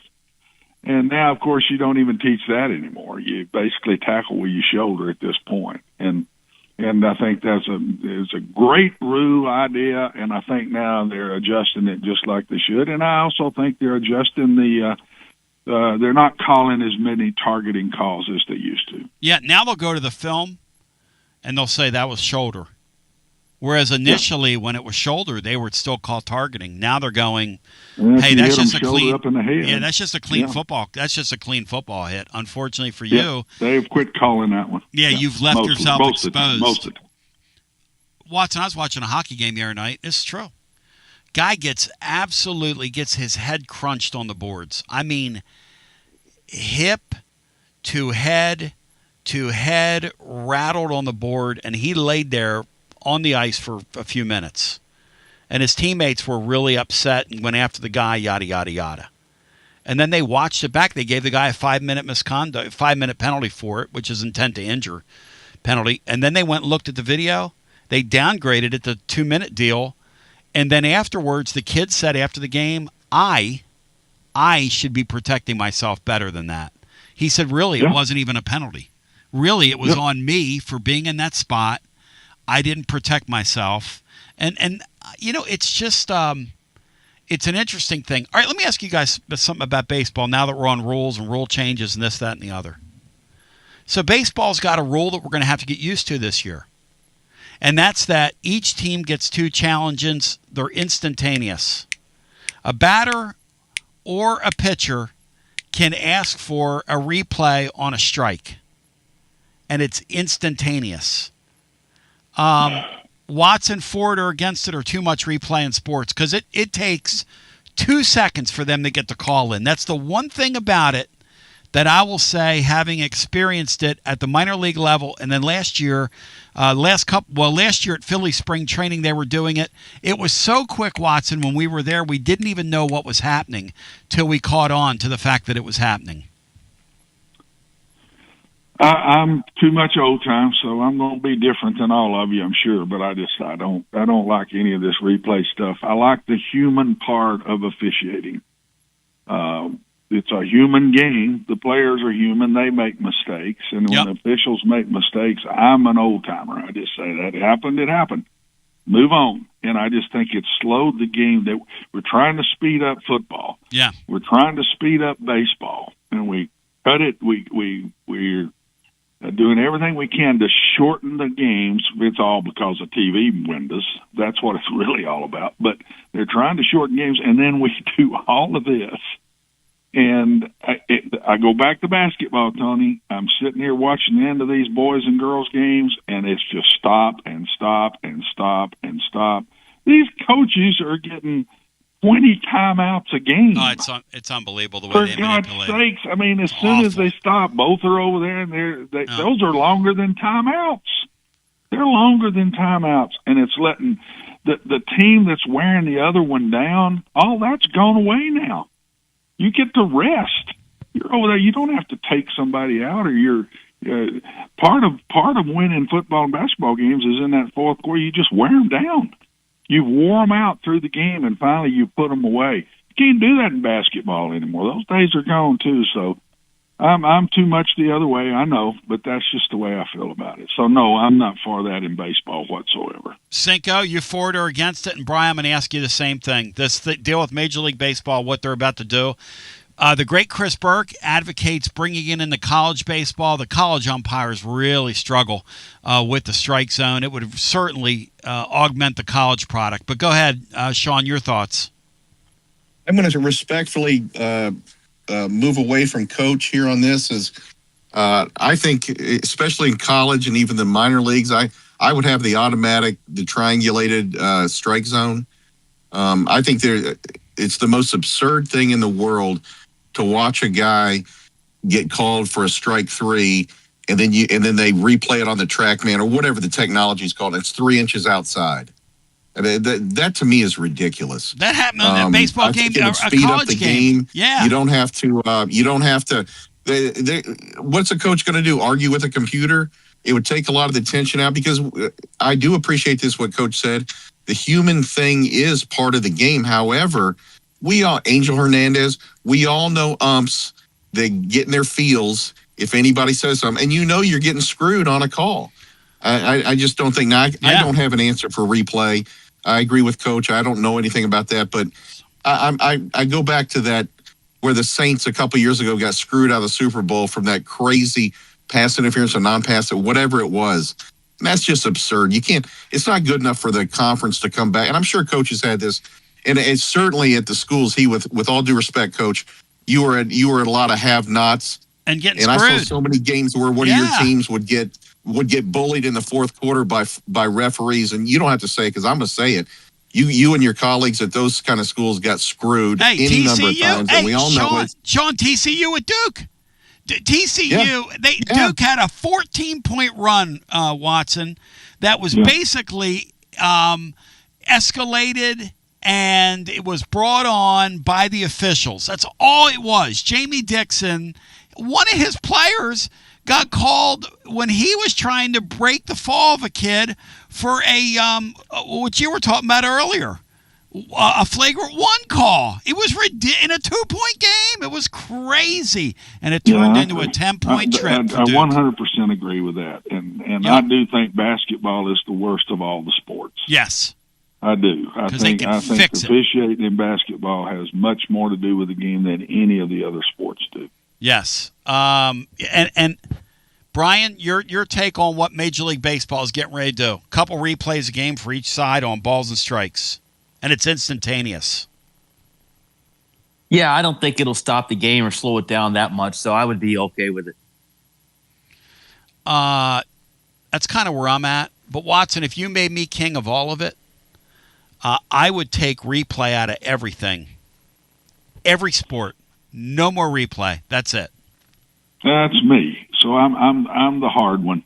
Yep. And I'm sure not disagreeing with you guys. I understand exactly what you're saying, but I'd rather go back and have it in none of it. In just none of it, because I just don't like the way it's slowing the game down. Why do we even have them? Sooner or later, we're going to have some way. They're going to have electronics end up being the officials. Exactly. They're going to have something on sidelines for the back judges and the side judge, and they're going to just do away with them. And I just think, as I grew up, that's part of the game. That's part of the game. Now, those guys that do it subconsciously screw the underdog, and I don't think they do it on purpose. That's tough to deal with. It really is. But at the same time, I've had good and bad. I've hit many baseballs in my time. And, and I had some good calls against me and some bad calls against me. Judgment calls are what I makes can remember sports playing fun. Tennessee, and the pitcher, I think his last name was O'Brien, and I got called out twice in one game on high fastballs that were not strikes. Mm-hmm. And you can imagine the Big Orange fans eating on me. They ate me alive, so yeah, it hurts. It does hurt, and they weren't. There's no way they were strikes. I couldn't have reached them, and I got called out twice on high inside fastballs. Watson, there's a lady at Syracuse. I understand well, what listen, you're saying. Here's the trouble with our society today. People are raised in our society and our culture these days with an expectation that life is fair. It's never been fair. It's not going to be fair. Two employees in the same organization are not treated the same way. That's just not how it's going to work. There's a lady that coaches at Syracuse. She gets eliminated by Gino the other day. She has a press conference, Watson. I need to send this to you. I should have sent it to you to get you to comment. I saw it. I read it. I read it. She says they have a conspiracy. Laughing. They have a conspiracy against her because she's been coaching 37 years and she's always in Gino's bracket. Hey, newsflash, lady. If you She's too close. If you don't like the heat, they're not going. They're going to make it be a bus ride the best they can. She's too close, man. I'm telling you, they're saving money. She don't realize it's not her. Yeah, newsflash, lady. Proximity. She needs to move Syracuse away somehow. Get it away from Connecticut. That's what she needs to do. I just started laughing because I felt for her. She's right, but yes, I will tell you, it'll happen again next year the same way. That first weekend is all about money, man. It's about money. They got to do away with those home games for women's basketball. That they do it women's because tournament. of the crowds to make a little money, and it looks good image-wise when it's on TV. Number one, and number two, they send you somewhere close. Most of the time, they'll send you as close as they can possibly send you. Hey, Watson, the other thing, too, the women's game I like, and you're not going to say this out loud, but you were an AD, you know what I'm talking about. There's nothing as ruthless as one woman's coach on another. When that one woman's coach has that other team down, they'll beat you by 90 points. And he's laughing, there is zero mercy. I go back to my high school days, and Sean was talking about fighting earlier, ironically.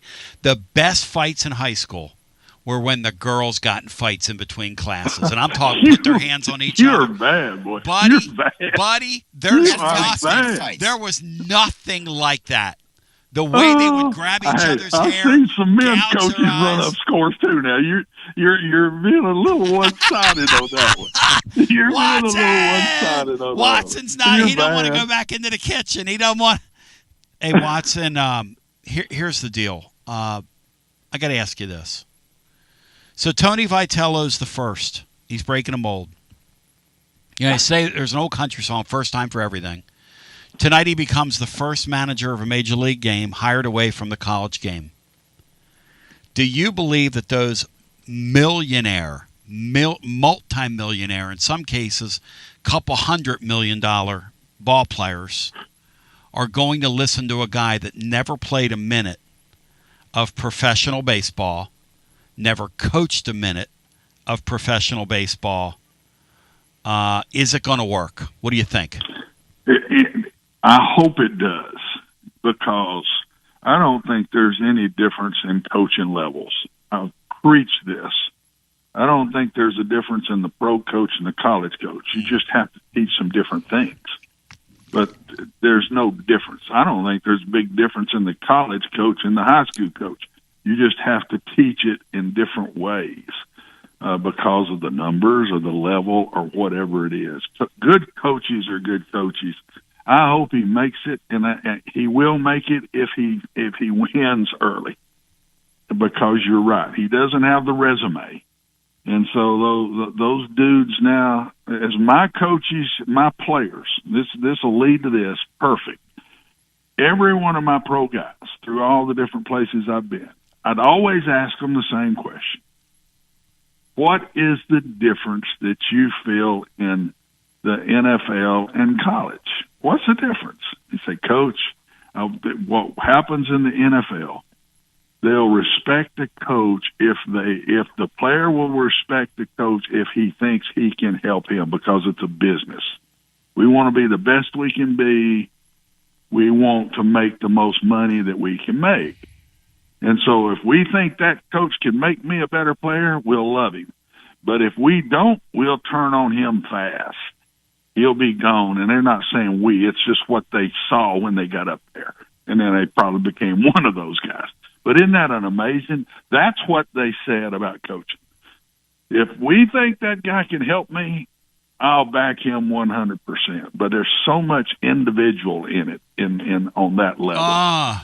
And to a T, my players would come back and tell me that, Tony. Come back and tell me that.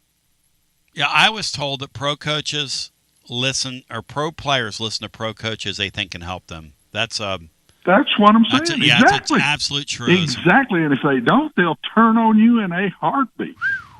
Another thing I was told about Tony this year to watch is when you play 162 games, you're going to string together, just like you watch a basketball team. You're going to string together runs. You're going to run off 6 straight wins. But the minute they run off 7, 8, 9 straight losses, that's when the whole manager deal, that's when it becomes paramount, and that's when they turn on you. The minute, if Tony this year could avoid that long losing streak, that winning 2 out of 16 thing, and it's hard in that sport because everybody's tired and you have all that travel. And we see it with our baseball team right now and across the SEC, teams getting grooves. You know, your offense goes at certain times, and every once in a while it's your defense that goes. You played that sport. It's a weird game how that becomes catching, and it's hard at that level too. And they've got a pretty good team in San Francisco, so who knows? I just think it gets off to a good start. If he's winning and he's mid-season and he has one of those stretches, he'll get through it. But if he's losing early and keeps it, and then he has those stretches, it's hard. It is just really hard. I've told y'all all the time, 2 things players you have to, as a coach, they have to feel. They have to respect you and they have to trust you. Those are the 2 pieces. Yep. And Tony's got that, in my opinion. So I think he can win them over. He's got to win games. He's got to win games. But you don't get to that level. It's what's happening in college now. They're letting them go a lot quicker, man. They're letting them go a lot quicker because of this transfer portal and this money. And so they're not keeping you around. These guys don't want to give player $2.8 million, and then all of a sudden he ain't playing very good. Now, who are they going to blame, the player or the coach? I can tell you right now who they're going to blame. In that sport, the coach. And in that sport, too, man, you got guaranteed deals. You got a front office that tells you who to play, when to play, what pitching changes, what pitchers are available. Which in college you don't have. Yeah, you don't have that in college. No. It's going to be really interesting for Tony. I never dealt with that. Sean, invariably, is Tony happy in Major League Baseball, or does he end up back in college? And what would you put the Vegas line on it, Cinco, if you were putting a line together for him? Well, I mean, every coach, every manager in Major League Baseball has been fired. So he will be fired because everyone else has. It's just the way it goes. But I think he's going to be fine. I think he's going to be good. As Coach says, it's all about people, man. And he knows people. He's a motivator. He's high energy. He's a smart guy. He's committed. Yeah. Look, he's handsome as all get out. Yeah. He's got the gift of gab, et cetera. But he still comes from the walk-on at Missouri, coach's son, all that stuff. He came out of the womb with a chip on his shoulder. And he's one of the most driven. Take a look, man. I mean, I know our roster is different, but with all due respect to the baseball program, and I like Elander, there's no personality over there right now. They've lost mojo, and I think you can make the argument that the whole athletic department's lost mojo since the day he walked off campus. I don't know if he's going to win it because the Athletics says he only has the 15th or 16th most talented roster in Major League Baseball. But I will tell you this. he will die trying, and I like that of my coach. You know, he's right. And Watson, I'll tell you this, because you know this, Watson, because you remain a handsome man. It's hard, man, when you're good looking, like you and I are, and you're an excellent communicator, like we are, like Tony is. What was that? What was that part? I mean, I'm talking to Watson here. When you're, he is. He's always been a handsome man. Watson is a nice looking man. Watson and Tony, those are two absolute male models. And here's the thing. Coach Brown has some of the most legendary hair in college. Oh my gosh. You know, Watson, I want to get together with you. I want to have a hair harvest with you, man. So next level. It's completely white now. So what? It's a different world. Hey. That's what a guy said to me the other day when he saw me. He said, you still got hair. Hey, Watson. I'm 76, and I guess that's a good thing. I don't know. Hey, Watson, that scripture reference that said God numbers a hair on your head, I'm looking at my head, and I'm going, yeah, and he can count to about 5. On a good day. Watson, I love you and I appreciate it. Hey, Watson, what happens with our basketball Vols Friday night? A game they've got to tip off, even for you late in the Central time zone. That game won't tip off till 9:30 Central. I'll be up doing the post-game show till like 4 in the morning. I just think it's about half speed, maybe 3/4. Yeah, you're right. And I told you, and I saw where Coach Barnes said it. He will not be well till this is over with. And so he is showing some unbelievable toughness to me. Unbelievable toughness to be a frail young kid like that. Because he don't show the pain. He'll lay on the floor a little longer, because it hurts when he falls on it. Yes. Or whatever. But he don't show nobody. He'll stay there just a second, then he gets up and he don't squint, he don't do anything. And I'm telling you, that thing is bothering him. And I've gained a lot of respect for him. I think Tennessee's going to have to be better offensively. I think the difference is they're both really, really good, tough, physical, defensive teams. Iowa State's a little better on offense, and I think they're going to have a really good offensive game to win it. I totally agree with every word you just said. We have Maury Hanks in here, NBA Super Scout to the Stars, who's been a late addition to our roster, but really is in the running for the 2026 trophy for whatever it is we do here. But I'll tell you this. He made the point the other day. You think about the investments those guys are that are going to go at the top of that draft. There aren't many kids that have the path in front of him that this kid has, like these chosen ones, okay, that would be out there gutting it out on that ankle. Watson, he fell down 3 or 4 times the other day. He got up every single time. He obviously can't get off the ground. He mustered up. He can't jump. He doesn't have his quickness. No, he mustered up the courage to block that shot because he got angry. And when he blocked it, he showed all that emotion. He uplifts his teammates. He's a great teammate. I mean, I love him. I don't like him, Watson. He is what's right about sports as this year has gone along. Could you imagine coaching him? I love him. Yeah, he's perfect image for these stars. Yep. They need to copy him because you can see team in him here. Once he got injured, he could have very easily just hung back, don't want to hurt don't want to show that I'm not he knows he's not near the player that he is when he's healthy. And yet he goes out there and plays and don't use it as an excuse. And it could be hurting him image wise with the NBA. But I don't think it is at all, because I think all these scouts and everybody's looking at him saying, this dude is tough and he's a team player. He's a team guy. I want him on my team. I think he's helping himself more than hurting himself. In a league full of gold brickers, Watson, let's face it. You got it. That's Absolutely. what the NBA is. That is the Gold Brick Association. Let's see, how would you put that? It's a GBA. It's a Gold Brick Basketball Association. Yeah, I don't mean to be that ugly about it, but I understand where you're coming from with that 100%. I do. I totally understand what you're saying. Those guys get 100%. Paid. Those guys get paid not to play, man. I'm sorry. Let's Let's call this thing right down the middle. Hey, listen, Watson, I love you. I appreciate you. Simpson's Meats is on the way, my man. Oh, I can't wait. I'm telling you. What I always say, Tony, once you eat, you go eat one steak, one whatever, time, you going back. One time. You will go back. One That's what I say time. all the time.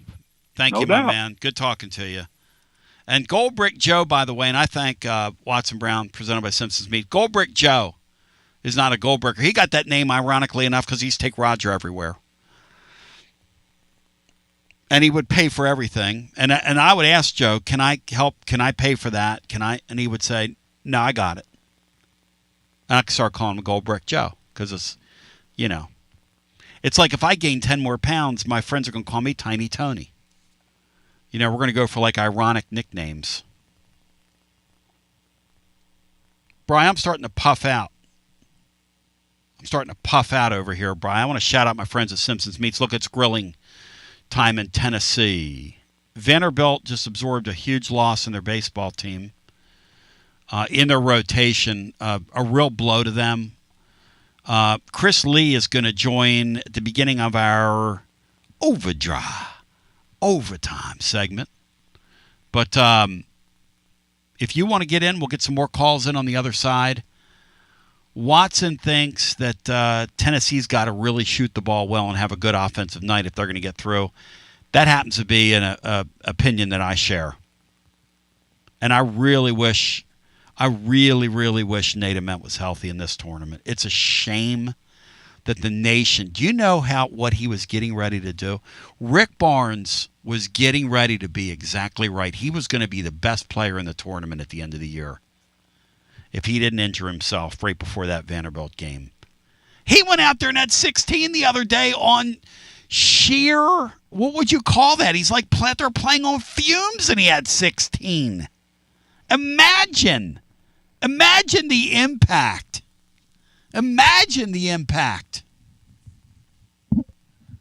It's like young Vince McMahon when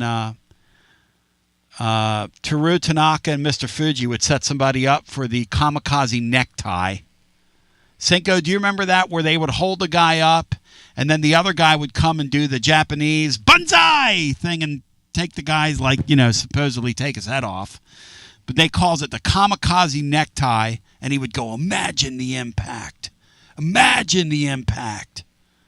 Anyway, imagine the impact of a healthy... I don't remember that one, but I loved the other day when you talked about who were you going to put Vitello in the camel clutch and the Boston Crab. Yes! I had that visualization. I was like, yes. Shit. That Vitello guy thinks he's some kind of like... blood. That guy thinks he's some kind of would-be... if I went into that Dodger dugout tonight, I'd drop him. Come on. I'd drop him like what if you put the habit. claw on him? Get into that hair. Exactly. He would know what he's doing. On the other side, we continue. He's exactly right. I would do like the Archie Goldie. I'd put the claw right on him.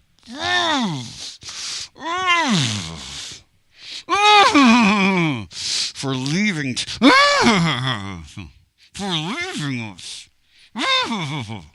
So we continue with more on the other side. Let's get some calls in after this. Hey, I'm Alan, and we ship floors on Bristol Highway in Johnson City. Are you tired of walking around on that ratty-looking carpet that you have? Well, today's your lucky day because we have Supercore on sale for $1.79. 58 colors we're liquidating. Supercore is the best waterproof floor with a lifetime warranty. Where are you going to find that anywhere else? Nowhere, let me tell you.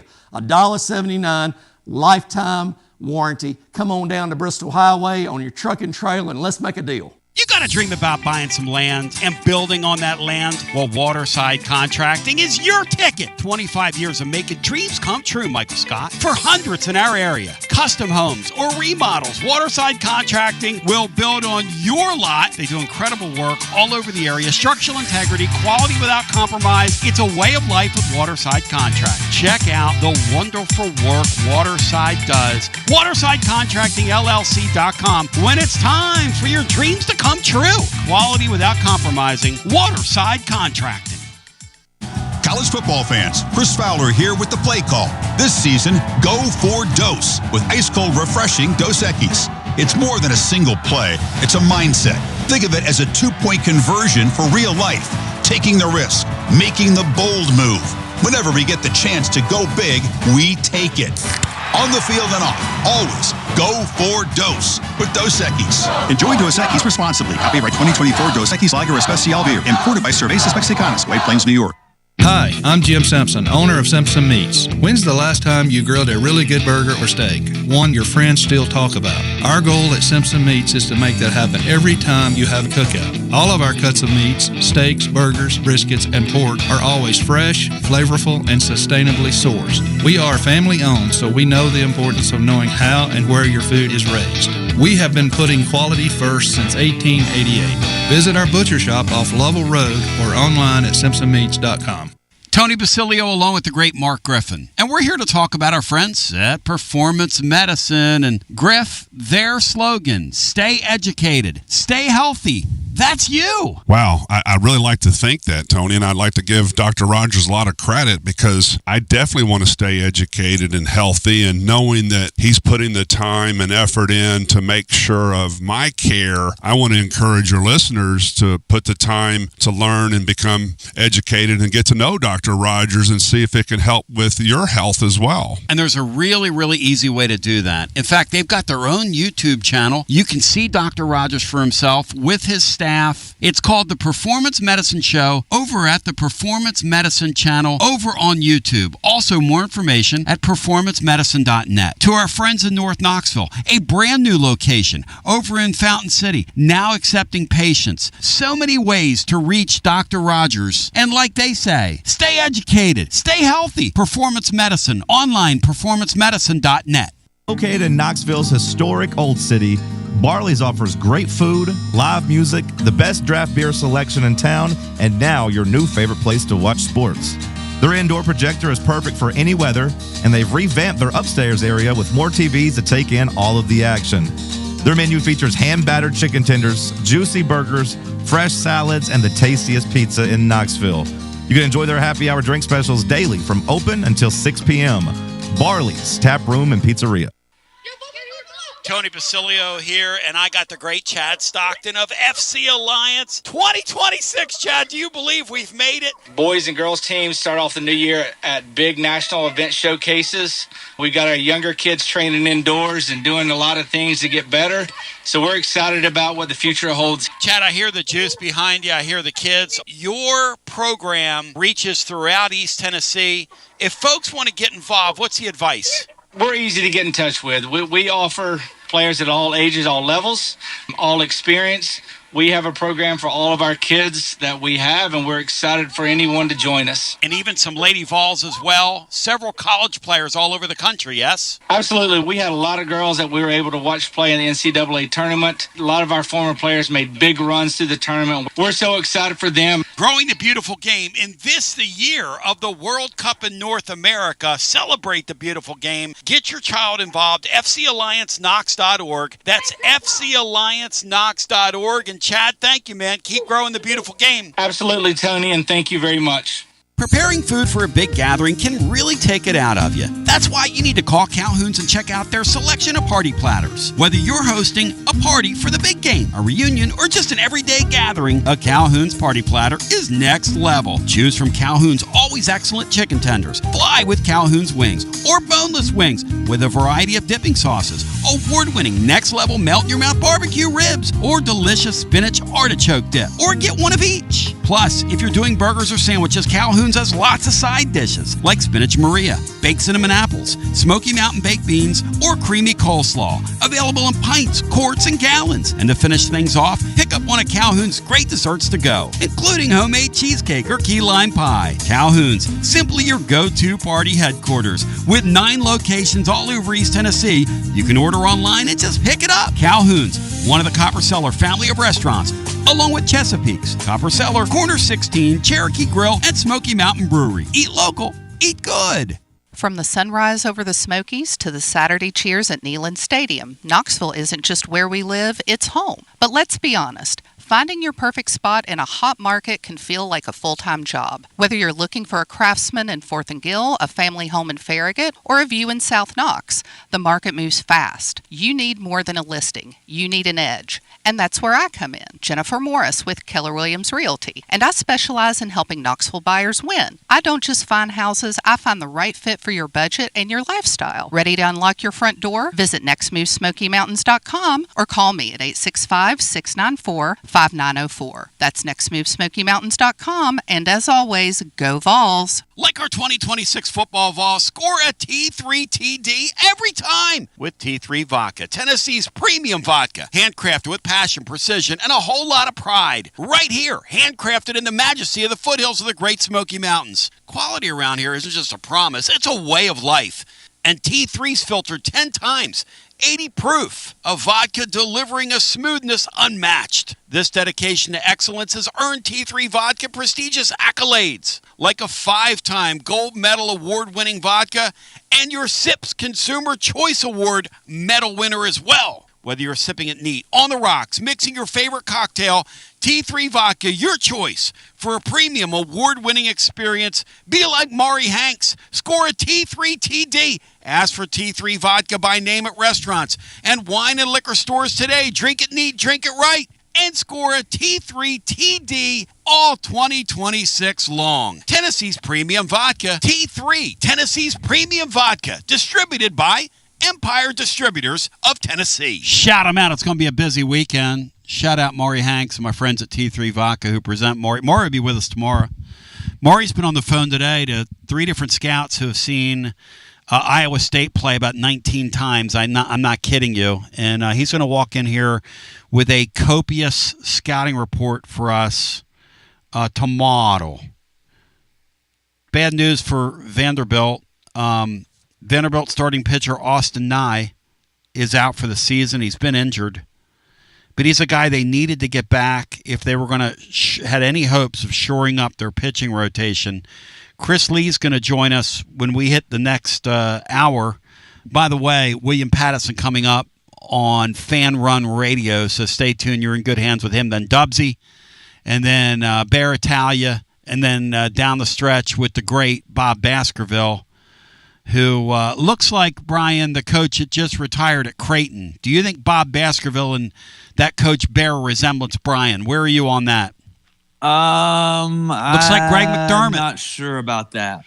So Austin Nye and Miller Green, 2 of Vanderbilt's top pitchers, were hurt. Now Austin Nye is gone for the year. Miller Green's a great relief pitcher for them, and they're in a world of hurt right now. And we'll talk with Chris Lee about that.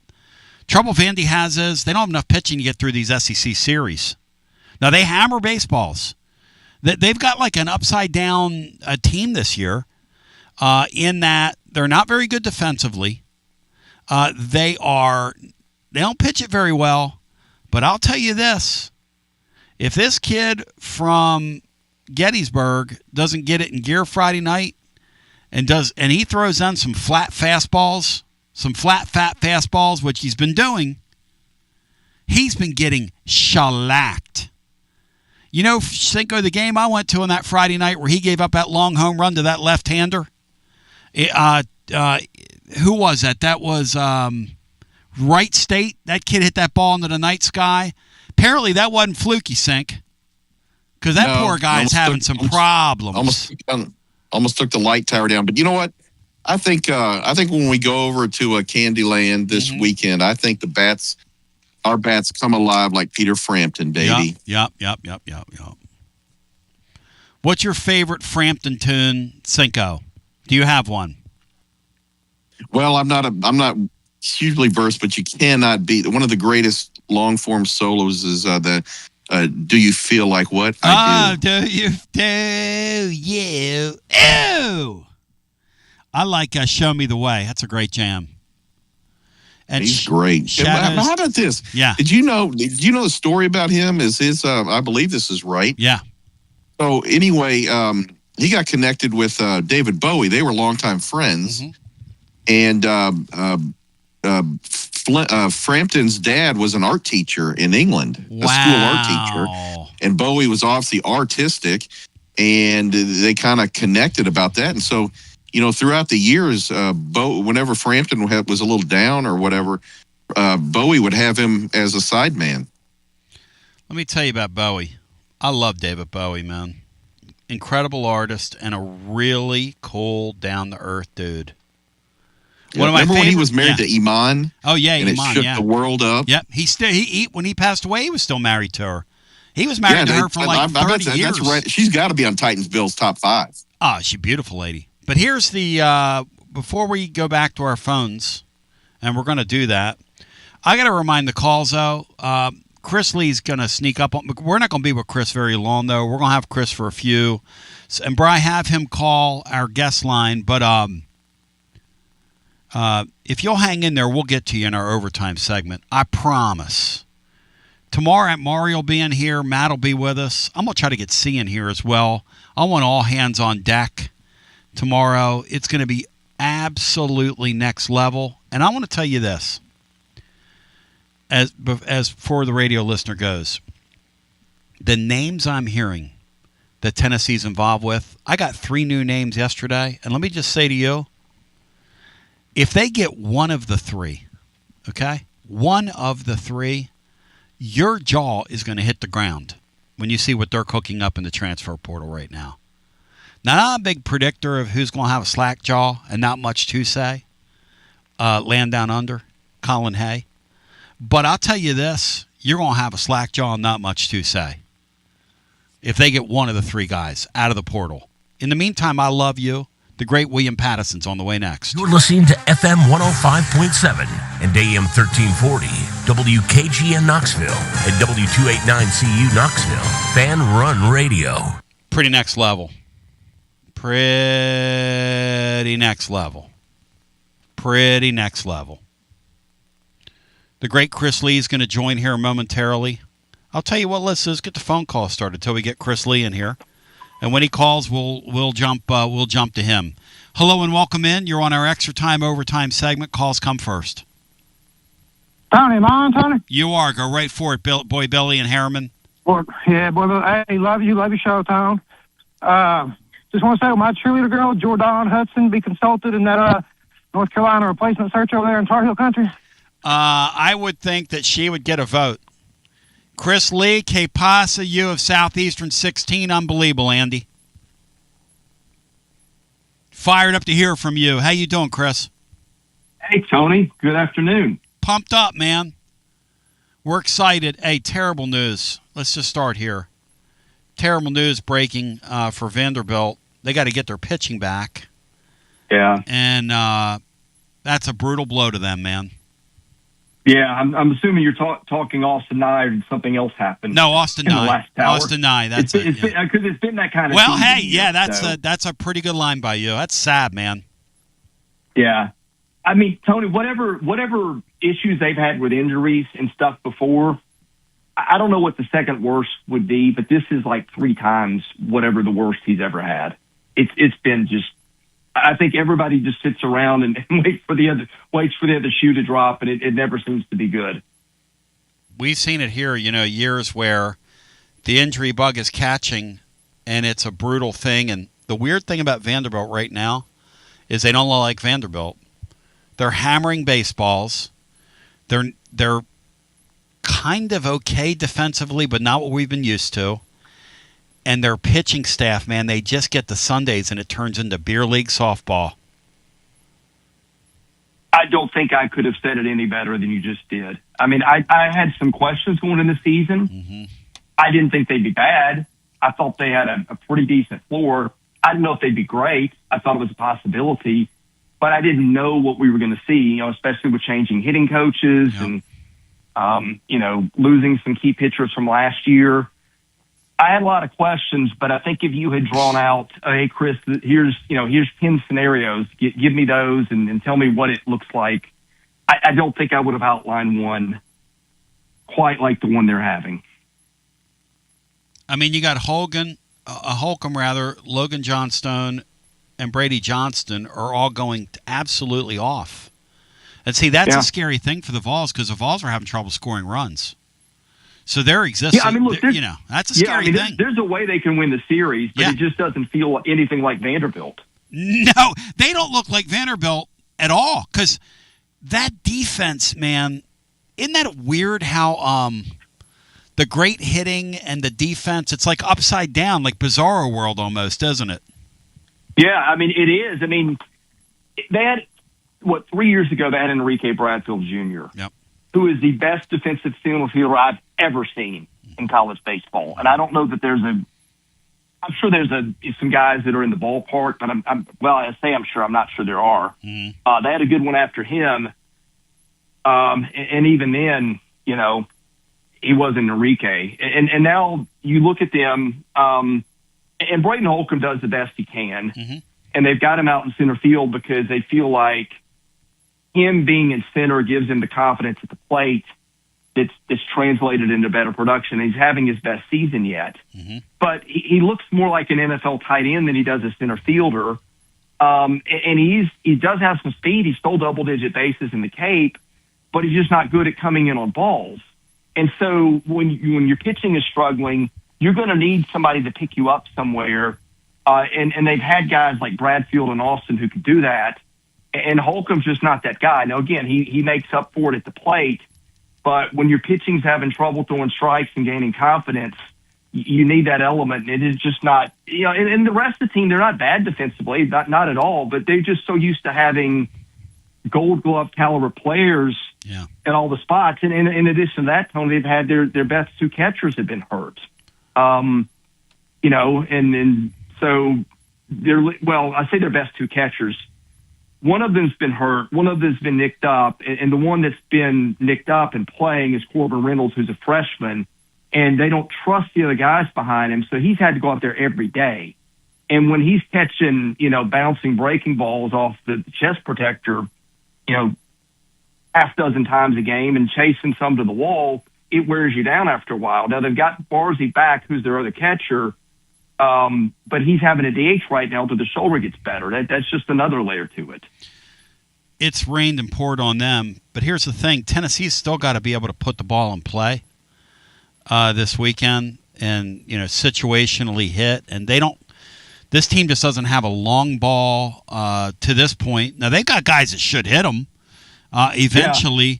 How do you see this series, you at Southeastern 16? Because in one sense, you've covered the Vanderbilt deal for forever, but you're also a guy that gives the whole league a fair shake. That's why your YouTube presence has really grown, and you've worked your rear end off there, Chris Lee, and you're to be commended for that. You put in a lot of hours, and I respect the hell out of what you do there.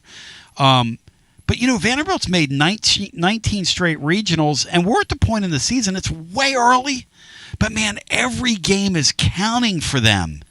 Every game, because they're hovering around that 500 mark, and they want to keep that streak alive in the postseason. From your perspective, how do you see this series? Well, first of all, I think their path to making a regional is very slim at this point. If I had to bet my life on it right now, I would bet against. And I don't think I'd really have to think about it. Now, that doesn't mean they can't, but the piece that they needed to get 6 innings out of every weekend, who's far and away the best pitcher on the staff, Austin Nye, he's now gone. So the guys behind them, there's nobody that's really stepped up and been a dude. So I don't feel great about their chances, but, I always tend to lean, and maybe it's just what I've seen. I've seen Tim Gordon win so many games with pitching and defense, and it's like the saying in football, like if you can stop what the other guy's doing, you've got a great chance to win. That's always a tack I'm going to take. I don't know about defense because I know Tennessee's probably not elite at that, but I know they've made some efforts to get better. I just trust Tennessee's pitching infinitely more than I do Vanderbilt. I think they've got a good top 7 rate on the staff. Yeah. Feels like Appenzeller's been giving them great innings out of the bullpen. Like he's that commodity for them right now that a lot of the great teams in college baseball have had recently. Like you go back to a few years ago with Kevin Kopps at Arkansas, and he's not Kevin Kopps, don't get me wrong, but he's kind of what Vanderbilt had, in Fennell last year. He was that guy you could bring in doesn't give him as much length. But the point is, like, he's just been tough to square up lately. And, and then you look and you go, Blanco, Mack, Coons have all been giving him long innings in starting. Now, it's not always elite, but they give you length, which saves your other guys. And then when you've got a guy like Appenzeller who can come in and give you 4 innings of scoreless ball like you did last weekend, when you've got an Arvidsson who's an elite major league type arm, when you've got a Fred who's pitching pretty well, when you've got other guys and Abraham and Tracy and even Krenzel who's come on. Yeah. That's what would you just go through 9 arms there? And we didn't even touch on Bo Rudy, who'd be a 10th. And Bo Rudy, like if he was at Vanderbilt, Bo Rudy, his arm be falling off right now. They'd be pitching him so much, right? It would be. Any of those guys would be. I'm going to say, let's say, I like the freshman they've got, White Nadu for them, who's going to be their Saturday guy. But he's still green, but he's got some great stuff. Yes. And I like Fennell. I don't like him in the role that he's in, but that's where he's got to be. But, any of those guys would be pitching for Vanderbilt on the weekend. And I don't know, outside of Fennell and another guy or two, I don't know how many guys are pitching if you switch dugouts and put them in Tennessee. Oh, that's really I think interesting. There's a massive gap between the two staffs right now. And it's and then the other thing about the league is you get in like a thing with Mississippi State, because the league will really mess with your mind, as we've seen. Yeah. Like if you're a hitter and you're not going well, like Levi Clark wasn't a couple weeks ago, and you get in this league, man, they'll turn you around, they'll turn you inside, they'll turn you into a pretzel, and there's zero mercy at this level. What's happened to Vanderbilt those last 2 Sundays, which I call beer league softball? That's got to mess with the mind of that whole deal. Even Corbin, it's got to just mess with you, right? It does. It's funny. I talked to him after the Friday night LSU win, which they got 13-12. Logan Johnstone walked them off. Yeah. With 2 outs in the bottom of the ninth, hit a 3-run homer. Yep. And if you didn't know what happened and you just saw the way Tim Corbin acted, and I said something, and he said, "You're right." About like it's not the way that you like to win. Like he looked like they just gotten beaten 18-2 because he just didn't like that pitching staff and the way they weren't throwing strikes. Now, granted, he was happy to win, but I think he knew then, like, this is becoming a real issue. And, here's another thing. They have 4 left-handers on the staff. 3 of them are very, very good. And the other one is Jacob Scholes, who's, it's shown flashes of things. Yep. But when you've only got 1 left-hander because the other 3 haven't thrown a pitch, you keep having to not only put him out in situations where he's over his head, but you have to throw righties in situations where you need a lefty, and you put those guys in bad spots, which makes all of it worse. Now, look, if they get Aiden Stillman back, who was a top 10 freshman in the country, hasn't thrown a pitch, I expect him to at some point this season. But I say that, it seems like they get injury news. It seems like it always just keeps getting worse. Like whatever timeline you get gets pushed back. So I think he's going to throw this season. How much he throws, how long he's able to go, I don't know. But that's a guy that was supposed to be a top 10 freshman in the country that you get back. If you get Miller Green back, he didn't have a great year last year, but he was Team USA guy on Team USA last year, or after his freshman year, was an elite arm. Yep. He's a guy in your bullpen that can give you 3 or 4 arms, maybe even start. If you get England Bryan back, who's not a lefty, but is your 100-mile-an-hour throwing closer, who started to throw strikes before he got hurt, that's a guy you have at the end of a game that can punch guys out in the spot where you don't have guys. Like, the makeup of this staff could change tremendously. As we've seen in this if league. you get those guys back. Yeah. And that's everything, right? But right now you're having to put guys are asked to do things a couple of stations above their capability, and it is just it's ugly. So the Vols are getting them at a good time. Are you thinking Tennessee wins the series? Yeah, it's like I told you, I'm always going to go pitching first, and it's just the gap between the two teams is massive. Now, look, Vanderbilt can hit. That is a really good hitting team. Yep. But here's the problem with that, Tony. They get up there. I don't know how many of their home runs have been solo this year, but it's been a bunch. Mm-hmm. And they get in a situation where, again, it's like, what am I watching here? They've always been able to manufacture runs with steals, with doubles, stringing stuff together in the gap, with running. They're not doing that as much this year. And one reason is they don't get base runners on consistently. Sometimes it's either a home run or it's nothing. And when it's a home run, there's nobody on base. And when they get in spots late in games, you can tell the hitters know, all right, we got to get a couple here because our bullpen's about to go out and give up a couple of more. And so if we don't get our hits with a couple guys on base, it's going to get worse.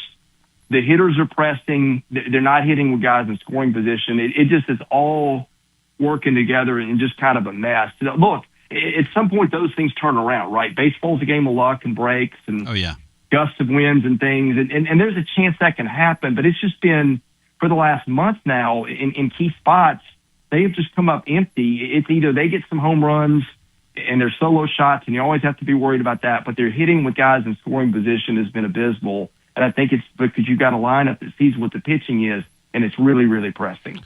Chris Lee, it's excellent talking to you. Tell the living listener where they can find you, and thank you, man, for jumping on with us on short notice. You are my man. Yeah, well, obviously we do Southeastern 16, where we cover baseball, basketball, football. So we'll have Uval's previewed for the Sweet 16. I've taken a break from my hoops coverage now, but my co-host Max Barr, Blake Love, will do a terrific job there. We'll have you covered. We'll come out with baseball previews tomorrow for the weekend at Southeastern 16. And I'm also going to try to follow it at Vandy 247, write some stories when I get a chance. I'm a little in limbo in terms of going to the park this weekend. My son's got a travel tournament in town, and I don't know what that's going to look like, but I'll be following it either in the park or on a phone somewhere and keeping a close eye on it. I know you. You're going to be with your boy. Family comes first, my man. Oh, man, there's nothing better than a 12-year-old kid that just loves baseball, and he's still at that age of innocence with baseball cards and, wiffle ball in the backyard, and it's just a joy to see him go through that. Thank you, my friend. Hey, have a great one. You too. Thank you. A wise man once said, you hold on to 14 or 15 as long as you can. Changes come around real soon, make us women and men. Cinco, I saw and then we'll go back to the phones. I saw a great interview with Kenny Aronoff, the drummer on that, who talked about how they told him in the middle of that session, you need to do a drum solo. He said, in the middle of a ballad? He said, I had no idea what I was going to play, but I had a 60-second walk to the drum kit, and I had zero time to think about it, and it was all instinct, and I sat there, and that's exactly what I played. That drum solo. That's really cool in the middle of that. Let's bring back an artist in his own right. If he were in L.A. back in the 70s, he would have been there with the great Jay Graydon and the like. He's a first-session guitar player. If he's there in the 80s, he'd have been there with the great Tim Pierce. He is Boy Billy. He is an artist in every sense of the word, and he comes in here just like a great guitar solo or a great little drum fill, and he augments what we do here so much, and he's so appreciated. He might be a bass line in the background that you don't even recognize, but Boy Billy adds timber to what we're doing. What up, Tom? Yes, Boy Billy. Has anybody ever watered you like that, Boy Billy?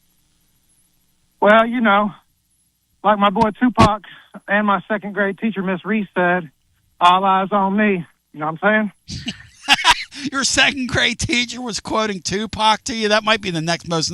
By the way, it seems like Will Wade, there's reports out there that Will Wade and LSU are about to happen, Bri. Will Wade going back to the Bayou. It required them hiring somebody that brought him there the first time that he wanted to work with again. So look at they're collecting Mulkey, Wade, and Kiffin. Yep.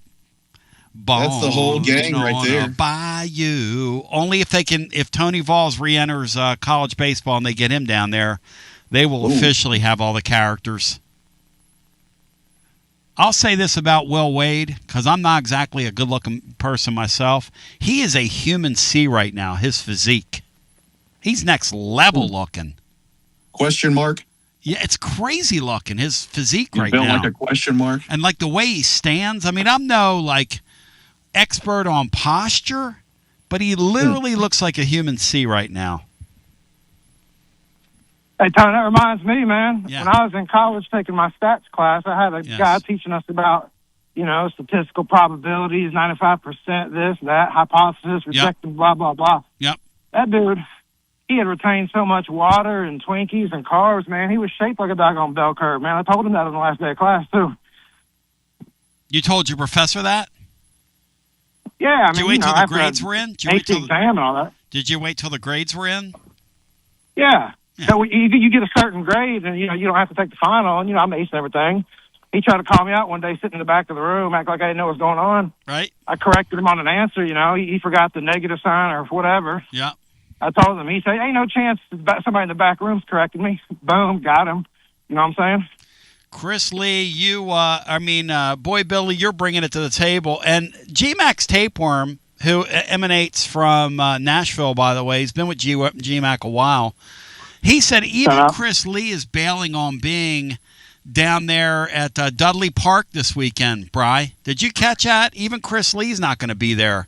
I wonder how big their crowd will be for this, Bri, with a 500 record they have.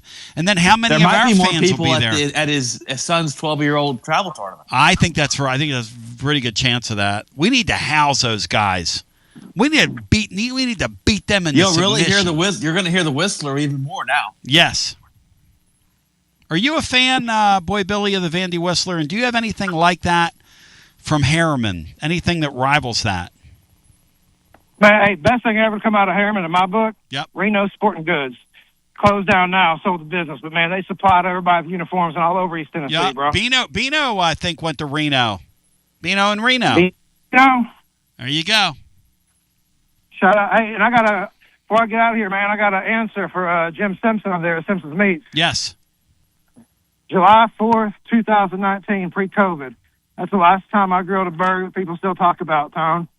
Plump burger, sesame seed high-end buns from the fresh market, some juicy Granger County tomatoes, fresh pepper jack cheese, caramelized onions, Dijon mustard. It was unbelievable, Andy Chesney. Now, here's a question for you. What up? Your 5,000-mile credibility check. On the sesame seed bun, did you put them on the grill and brown them to a crisp golden brown? Oh, yeah. You got to get the little brush. You got to get that can of butter on them. You know what I'm And saying?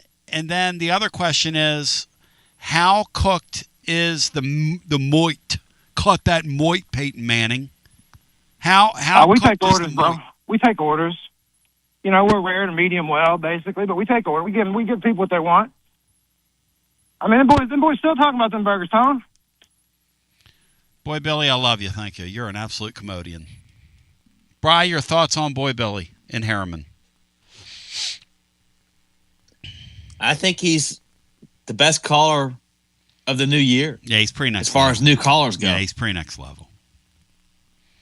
Now, I'll say this. Brian, who called yesterday and sung us After the Lovin', no, he sung My Way for us.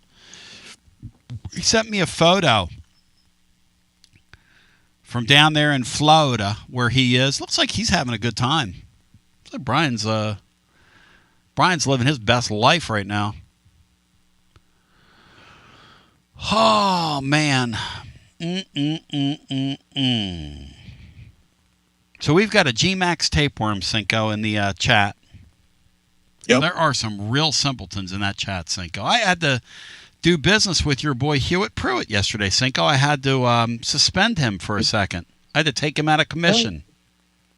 I can see that. He's a wise guy. Yeah. He's my boy. He But you were saying Tony with an I I. heard told you this. You were talking about Jay Graydon and Lukather and those guys back then. And I don't know if I've ever showed you that. I've got one of those Rivera amps. It's a combo amp. They were playing, the big 100-watt heads. But Paul Rivera used to mod all the Wrecking Crew and all those guys Fender black faces. And I ended up with one of the combos. What's that worth, Cool Cinco? amp. Oh, no, I didn't get one of theirs. No, it's a Paul Rivera Sr. and then Paul Rivera the Jr. now takes over things. So they've done. No, I don't have one of those. But what are they? I've What's got a that Rivera amp you have? What's it worth? That Rivera amp. Oh no, you could buy them stock. It's nothing great. It's just all the technology that Paul Rivera put in those. He was the master of the push pull. So you could have 3 or 4 different things on there, and it's not like a Jose modded Marshall or anything. It's what they were using back then. Back to the phones we go at 865-200-5402. Real Mr. Tubbs is a little put off by Boy Billy's appearance on here. He said it's very sad that a Roane County resident prefers Granger County tomatoes. Shout out Randy Dalton Bearing and Hydraulics. Brian, if you had your druthers, you having grown up in the Oak Ridge area, would you rather have a Roane County tomato or a Granger County tomato, Brian? I think I'll go with the Granger County tomatoes. Yeah, me too. Sorry, Mr. Tubbs. Yeah, no offense to my friends in Roach County. I mean, I love you all in Roach County. I love you all enough to call you Roach County. Still hayseed enough to say, hey, look who's in the big town. But my baby's in a small town. I love me some John Mellencamp. Just because he's about 5'2". How tall was and chain smoked American cigarettes while his heart was in a war zone? John Waite. Cinco, how tall was Edward Van Halen? 5'8". Wow. In fact, speaking of that, I went to see Mammoth with Wolfgang last night at the Mill and Mine. And there was somebody was saying that somebody in here was saying they saw the show too, Cinco, earlier in the chat. Well, last night he talk about a mint. He was Wolfie was sick and had canceled the 3 previous things. And he said, I can't move any more shows. So he was up there gutting it out. And what's going on with him? His first single he played, not the first song, but he played his first single. It's the one that the tribute to his dad. Yeah, with the slideshow from that video, and that was all time awesome. But man, I don't know if they're going to make it big. He's not much of a showman. Yes, but he's a multi-instrumentalist, and he writes a darn good song. Back to the phones we go. Woofy, ladies and gentlemen. Hello and welcome in. You are on the air. Tony, yes, y'all. Hey, Volcat Phillip. What's up, my man? Hey, man, where's my introduction at, brother? I mean, I need some water and tea, man. Well, let me say this about Volcat Phillip. This guy has been a caller through multiple iterations of the show, multiple radio stations. Some would say that he brings me a little pleasure and a little pain. I kind of compare him to, and I love him, and he'll like this because he's got a good sense of humor. But I've got this little athlete's foot between my little toe and my other toe I've had with me for like 30 years. And every once in a while, it'll flare up, and I'll take that Did you find toe. another thing to use? I'll take Seriously. I'll take that toe and find a rug in our house, and I'll drag that thing on the ground. And I mean, it fires me up and brings me such pleasure, that pain. And that is my boy Volcat Phillip. He is like my foot fungus that really makes me feel good every once in a while. How you doing, Phillip? Good to talk to you. Oh, that's interesting, Tony. No problem. I love you, man. Hey, you know what's funny, Volcat Phillip? I think you'll find this funny. We have a bunch of Kentucky fans that email me and they'll go, I found your show and I just like the humor of your show. I mean, you kind of put us down and you run us down, but I just enjoy the spirit and the humor of it. Isn't that funny that we have a bunch of Kentucky fans that kind of appreciate the show? I think it's hilarious, man. Yeah, they say they like to laugh and the characters, and they find themselves listening more and more, they say. Still the best radio is when the morons were texting you after that was some great radio that you were reading. Those texts, man. It was some good stuff. They were, and I gave you the PG ones. I mean, there were some X-rated ones. Brian saw some of the stuff they sent me. Brian, what do you make of some of those people, the things they were texting me and saying? What do you think about those people, Brian, those Kentucky fans? I think they don't have. I don't think they have a game to watch this weekend. That's what I think about them. Interesting. Hey, Philip, how much longer are they going to go with this? I know Mitch is out, and they're in limbo right now in terms of who the AD is. Well, my tune has totally changed. So you asked me a couple of weeks ago my thoughts, and I thought they'd lose the first game, the first round. Yes, they should have. But I thought got to give Pope one more year. Yeah. But with all that being said, now Tony, did you see any clips of his last radio show? No, I didn't. Tell me about it. No, I didn't. He took the stats of Calipari's last 4 years, which are awful, and he took the stats from the past 2 years, and he was bragging about the improvements. The last 4 years, Calipari won 2 tournament games, and he's already won 3.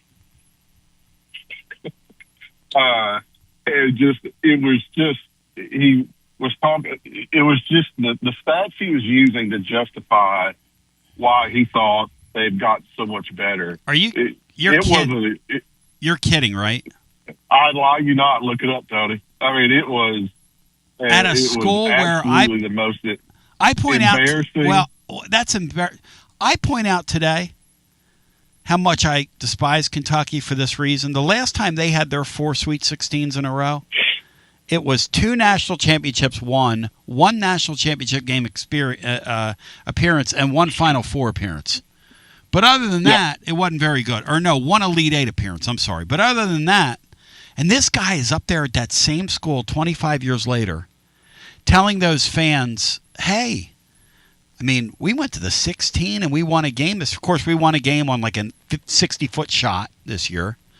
And last year we got beat by the University of Tennessee. We got hammered in the Sweet 16. But ignore that. And my team looks like it's not coached half the time. Yeah, Tony, you got to find the. You could literally. Yeah. As embarrassing as it is to a Kentucky fan, you could spend a whole show on. This is what you do not do when North Carolina just fired it was about ready to fire their coach. Wow. And it was truly, it was one of the most embarrassing moments, in my opinion, for Kentucky basketball in decades. Are they bringing him back? Well, he just hired yesterday the general manager, if you will, and he was at BYU. So I don't think he's very serious about that position because look what you pointed out many times. As soon as he left BYU, they've had their best recruiting ever. Well, they just started spending money. They have a coach they believe in. Yeah, the Mormons got behind. So that's that. So Tony, a few questions or comments about the baseball. Yep, you're right. One. They have no mojo, and it's an absolute snooze fest, right? I've been to 2 games this year, and honest to God, I could have fell asleep at both of them. Absolutely. I never thought I'd say Tennessee baseball is absolutely boring to watch. We had a walk-off last night, but we do not have the ability of any timely hitting whatsoever. And last night when Coach Elander had to call the timeout and jog over from third base to the dugout, to use the softball Sundays, he looked like he was a softball coach. It was absolutely the most weirdest, out of place, sophomore thing I've ever seen on D1 high level college baseball. Cinco, I want you to comment on that, Sean. Do you think this is because their team is so young that they seem flatliney? Or do you think this is just Tony's absence that makes them seem flatliney, Sean? Because you're the one that brought it up. No, I think it's a combination of the two. I don't think Vitello would have this roster in the top 5 right now and just breathing fire. No. There's just all these. I agree. You've got to me. You've got what you got two legitimate players right now on the team, Ford and Garrett Wright, and you got some prospects, Blaine Brown, but he's been in a slump for a while, and you got a sophomore class and a JUCO Player of the Year that are really kicking rocks right now. If it weren't for the pitching, and they've had their struggles, if it weren't for the pitching, they would be somewhat in Vanderbilt territory right now, and a couple of walk-offs by Myatt and Grimmer last night. But he's right. And before anybody jumps on the fans, it's not the fans. I've been to the games like I have for the past 15 years. There is no mojo. I'm not going to dunk on Elander because again, Vitello, he'd throw a little more personality out there, but he would not have this team, just cooking right now. They don't have any proven players except for Wright and Ford, and everyone else is trying to figure it out. Well, Tony, so CeeLo and Tony, what did y'all think about the look of Elander having to jog across the field when he called the timeout from third base over to the dugout? How weird. I just don't think that was a good. I don't think that's the look that he wants, and I don't know if he realizes the look it gives off doing that. I don't mind that one. The look I don't like is the pitching coach coming out with a hoodie. Yeah. With a baseball game. I get that Frank did it. Frank was what he weigh, about $110, probably anemic, an older guy.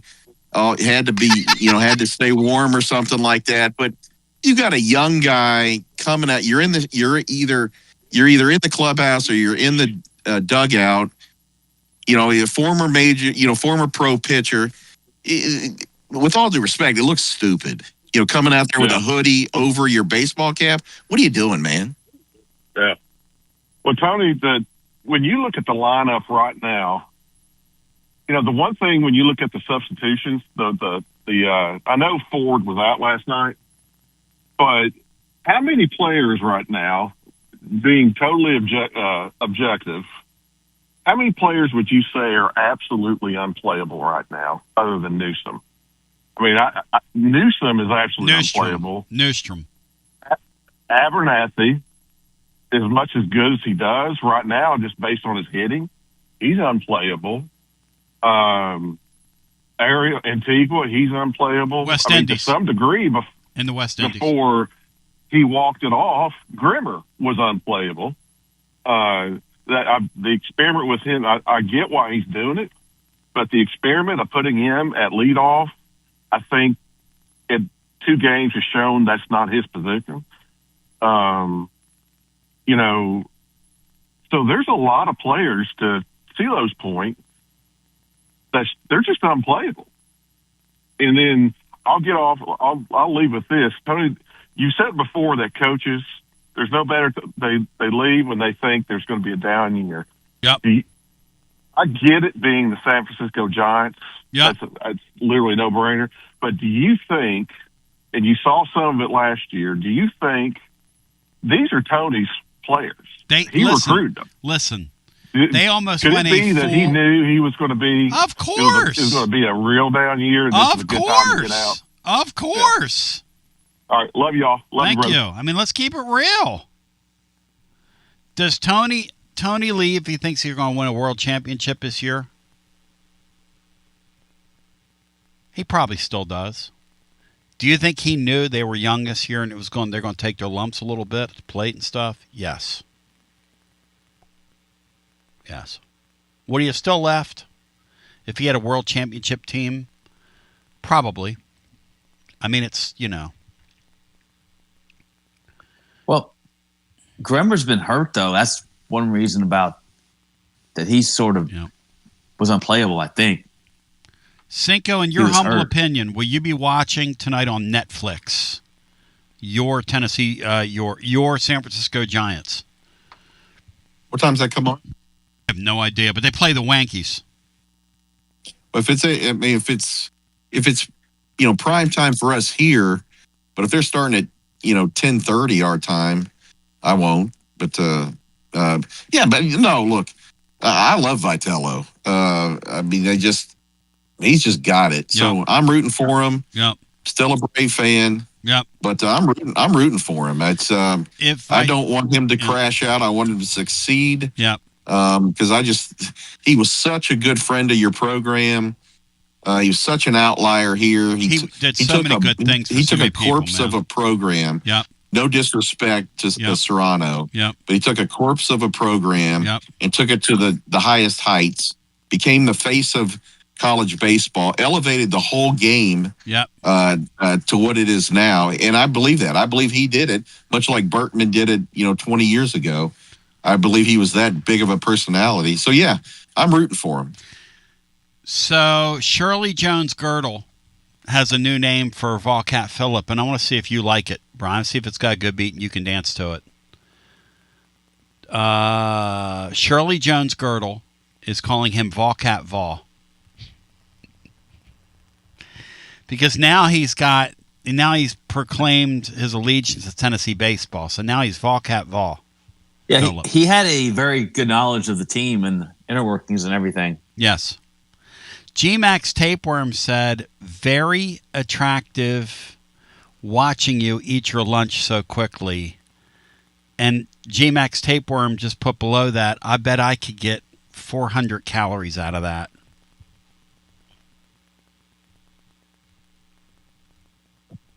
So, Tony's Pizza Wrap said someone needs to make a YouTube account called Tony's Headset Dent. I like that you guys are looking at me that closely. That's not too creepy. I mean... You got a fan club, Tony B. Well, some would say that anatomically, there's something about me that's attractive. What's that? Huh? Well, I got to put a roll what did they say? I got to put a roll of quarters in my pocket to get there. But let's... it wasn't a crack. I was just wondering. No, I'm just saying, what's that? Yeah, I'm saying you got to, stuff a sock. Let me say a word here from my friends, and then we'll go back to the phones. At VIP Play. Well, we got Major League Baseball's opening day here. We got the opening weekend. We got the opening week. We got the Tony Vols. We got it going. Ladies and gentlemen, you bet $20, you get $100 in bonus bets instantly. I appreciate your support. Look, if you're going to sports gamble and have fun doing it, you're going to do it over at VIP Play. Because everybody gets treated like a VIP at VIP Play. And they've got 200-plus leagues. A couple friends of mine had action last night on the TGL. Brian, did you watch the finals of the TGL? Are you watching the final series of the TGL? I don't even know what the TGL Serena is. Williams owns the LA team. Tiger Woods' team was in the final last night, Bri, and he looked pretty good swinging his club. Are you for it or against it? That's great. All right. There's all kinds of NIT action. I was watching St. Joe last night in the pit with New Mexico.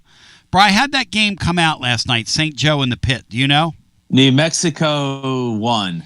So if you have a bet in mind, my friends at VIP Play, you could even have bet on that last night. They've got the full lines up for all the women's games. They take action on Tennessee baseball. They will this weekend when the Vols go to Vandy. The Vandy boys.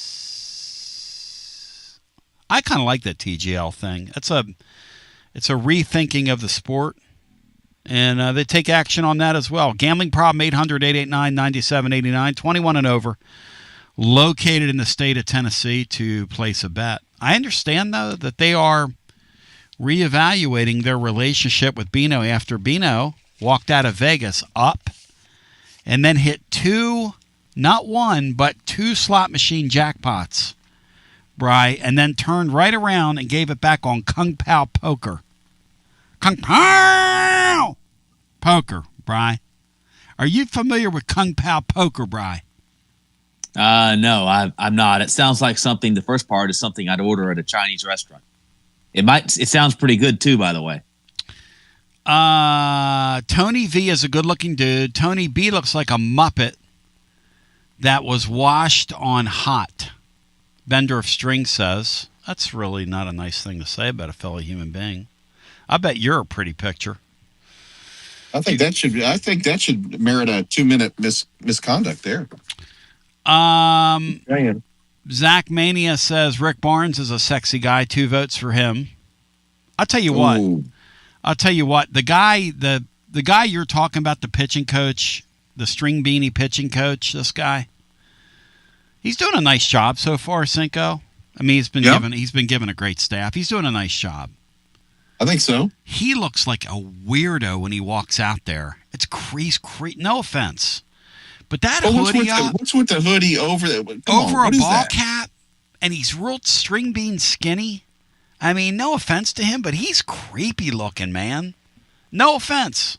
I'm not trying to crack on the guy. I mean, some would say I'm kind of, listen. We did the tailgate for the kids. We do it every year. This year it's going to be the second week of the year. What game is that, Bri? I think it's Kennesaw State. We need your tickets. The Kennesaw Mountain Land. Going to be a little hotter. Going to be a little hotter. But one of the young ladies that was there when I sat down at their table to make conversation, she was there with her sister, and she whispered across to her sister or her friend, she goes, he's weird. He's weird. That's not nice. Let's go back to the phones. Somebody said I look like the Unabomber on Ozempic. No, that's not me. They can't be talking about that. Me. Pruitt's Neck Gator said it's like fans complaining about Josh Heupel not shaving. I will say this for Josh Heupel. He looks like he's put on about 25 pounds, Sink. Yeah, he beat Ozempic. He defeated that.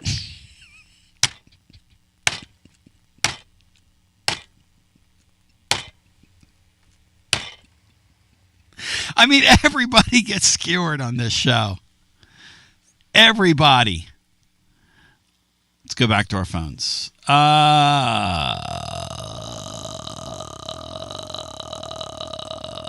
Bender of String says, Tony, I'm ugly AF. No, you're not.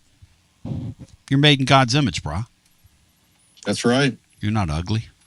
I bet you're a beautiful guy, man. I bet you're a great player and a beautiful guy and got a lot to offer in your life. Let's go back to our phones.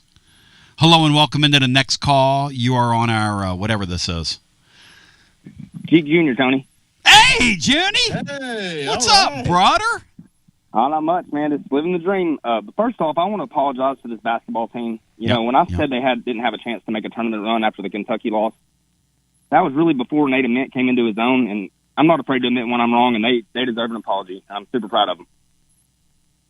Yep, you're just like Negative, man. Negative came in, read his clip from his hostage video the other night with hat in hand, and did it very well. I think he probably survived the night that night when he read his hostage tape. Right. Well, yeah. But anyways, the last few times I've talked to you, Tony, I've been pretty irate, and it's because we keep blowing games, and I want to apologize for that too. But are you ready for some radio dynamite? I'm about to bring it. Hit it. And I'm not going to yell. I am going to bring it. Hit it. You all know, as my dad, he was notorious for hyping up the local talent. And, and I think it all started because of how much he hyped up the Chris Shiverdecker kid that he always swore up and down and was better than Harrison Smith and Dennis Rogan. So I think that kind of put him, lost a lot of his credibility on that front, which that kid was a heck of a player. He just didn't have the grades. But anyways, but about 5 years ago, he called in and told you about a Jeff County kid that was in 8th grade. The kid's actually my step-cousin, and his name's Brody Carr. He's a lefty, and my dad said he hit a ball opposite field at Seymour High School 350 feet into the road, and y'all laughed at him. I remember that. I remember that call. Yeah, someone mentioned that again after he passed away, and good fun. Just 'cause my dad was a character, and no disrespect taken at all. But you all need to know that kid. Well, first of all, he scored over 1,000 career points for Jefferson County in basketball. His freshman year, he pitched in relief against Farragut in the sub-state and held his own. His sophomore year, he beat Johnson City Science Hill in a non-conference game and was showcased as a closer throughout the season. Then fall of his junior year, he committed to Virginia Tech. Last year, he struck out 10 or more in every outing. I'm pretty sure hitting 14 or more three or four different times and striking out 17 batters in a row against Marshtown West, home of your boy Will Heflin. He decommitted from Virginia Tech because his recruitment really started blowing up. He's won most valuable pitcher at 2 different major perfect game tournaments. Last night, I watched him in front of a Kansas City Royals scout and a Milwaukee Brewers scout top out at 92 miles per hour, left-handed. Struck out 16 batters with only 2 hits allowed and 1 walk. The most impressive thing about this kid, though, is his character and his work ethic. It's awful funny. I tuned in and heard you downing Vandy's pitching staff because he has a full ride and a sign to him. Tennessee recruited him hard last minute right before Vitello hit the door. But since he has signed with Vandy, they ran us out of Neyland Stadium, beat us 3 straight in basketball, and almost won the SEC tournament. I just hope this isn't the start of the curse of GQF. God, a Jaker! Basketball, but you might see me rubbing elbows with the Vandy whistle the next few years. And, oh, by the way, shout out to my Jefferson County Patriots for beating 4-time defending state champion and nationally ranked Farragut last weekend. This team's got a chance to be really special. Jaker, I love you. Jaker, I love you. Jake Jr., I love you. And Jaker would be so proud of that. You came in hot. You delivered the goods. That kid's a great player, no question about it. And Jaker did call in and tell us about a 14-year-old that hit a 450-foot home run, and it's one of the funniest things I've ever heard. And by the way, I like the fact that your blood is thicker than water, that you go cheer for a guy, because I know how big of a Tennessee fan you are, that you cheer for your family. Because I do the exact same thing. I cheer for my family over my whatever. I mean, your blood's got to be thicker than water. It's just got to be. Love is higher than a mountain. Blood is thicker than water. Little Andy Gibb for you there. I'm safe in my own sexuality. I'd sing some Andy Gibb for you. You got some Leaf Garrett in the quiver? Leaf Garrett. Hello and welcome in. You are on our overtime. Hey, good afternoon, Tony. Bubble Puppy Brian. Shout out to Jeff in the DMV. Well, shout out to you, my friend. Yeah, good to talk to y'all. Hey, who's the CeeLo guy that Philip from Wartburg keeps asking? I don't know. I think he was talking to Cinco, and he was calling him CeeLo, but that's all right. Oh, I thought he had a little CeeLo Green in there or something. I don't know, Chris man. Lowe. Yeah. That would have been cool. Yeah. I guess Heupel stealing McIntyre's food. Is that why he's not? I mean, somebody just said that apparently Josh Heupel, and I didn't know this, but he quit smoking cigarettes here recently, which you can gain weight from that. So, and good for him. I hope that's the case. I didn't know he was a smoker, but I didn't either. But that can do it to you. Yeah. Hey, you were talking about Matt Jones getting your number out. I'm sorry. Go ahead. Do what, Brian? Say it again. That's why he coughs a lot. Maybe. Interesting. Matt Jones gave your phone number out a while back or something. He did. Or your personal cell phone. So, he did. I think you were talking about, should you give that out or whatever. I think good time to be about that when we have the fifth quarter fan reaction starting about 1 a.m. Friday night. That'd be a nice time to do that. We could all call Matt Jones. Oh, call Matt when we're on there celebrating that we're going to the Elite Eight and give out his number. Yeah, at 1 o'clock in the morning. So. Yeah. With those late night things. Well, so anyway, lastly, I think Zeke Jr. seemed like he was coming in with like a pound of flesh like Sammy in the Ridge. Jake Jr. came hard, didn't he? And Sammy in the Ridge. But I do remember that phone call. I remember that phone call too, and I do. I just given Zeke a hard time, so it was a good call. Hopefully, his dad was a historical caller, so I'm glad he's calling. But his good dad. luck to his cousin. Listen, or his family member. When I tell you this, Gary Sturm, who advertised with us over at Mortgage Investors Group, who I love Gary, and I talked to him a bunch. And Gary said, Tony, because Gary said, give my cell number out. Who cares? Give my cell number out. Blah blah blah blah blah. Jeker called him at 2:30 one morning. ripping me, calling me a sheep, and ripping Jeremy Pruitt. It was back in the Pruitt. He called me at 3 a.m. one time when my daughters were young, and just ripping me for a take I had on the Saturday show. I mean, are you for him or against him, Jeker? People think Jeker was an act. Let me tell you something about Jeker. No.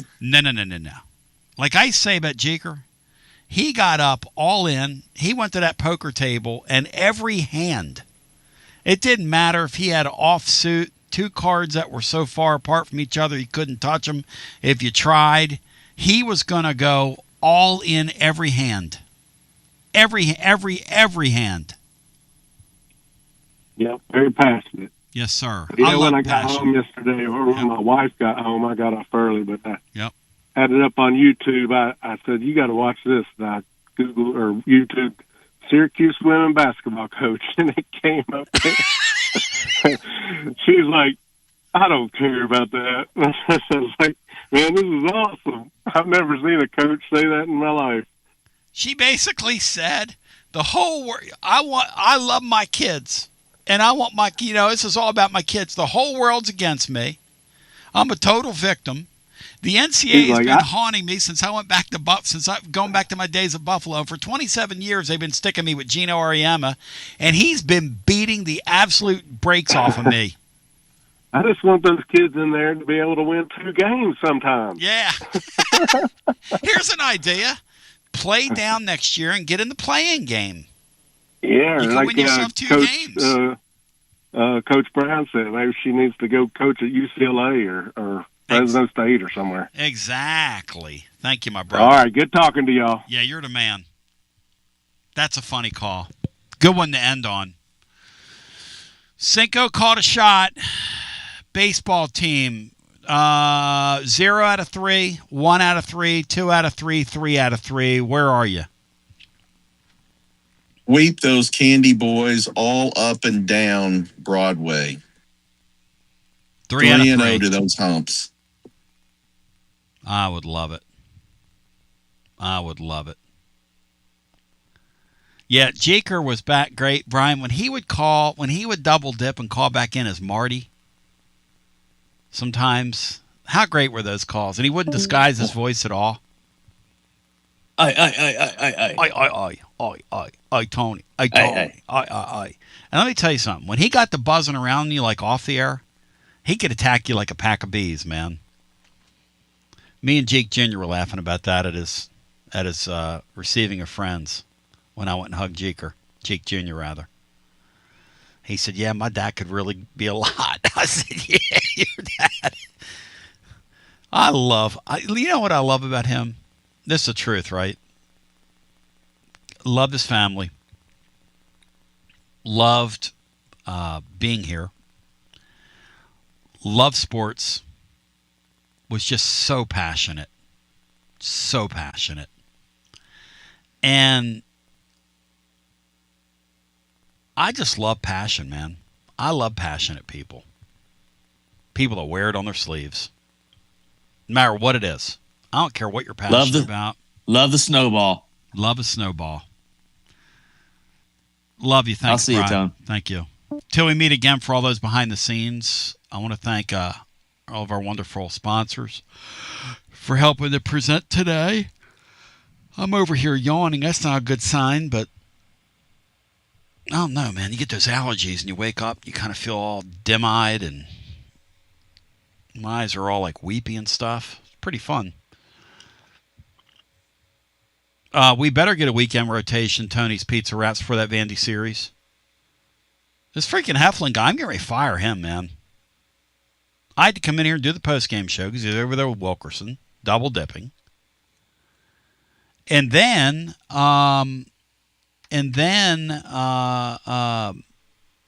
Lee Johnson. Tony, any thoughts on MLB opening tonight, Yankees and Tony Vaughn? Lee, we talked about it earlier. We did a 15 minutes with it with the great Watson Brown last hour.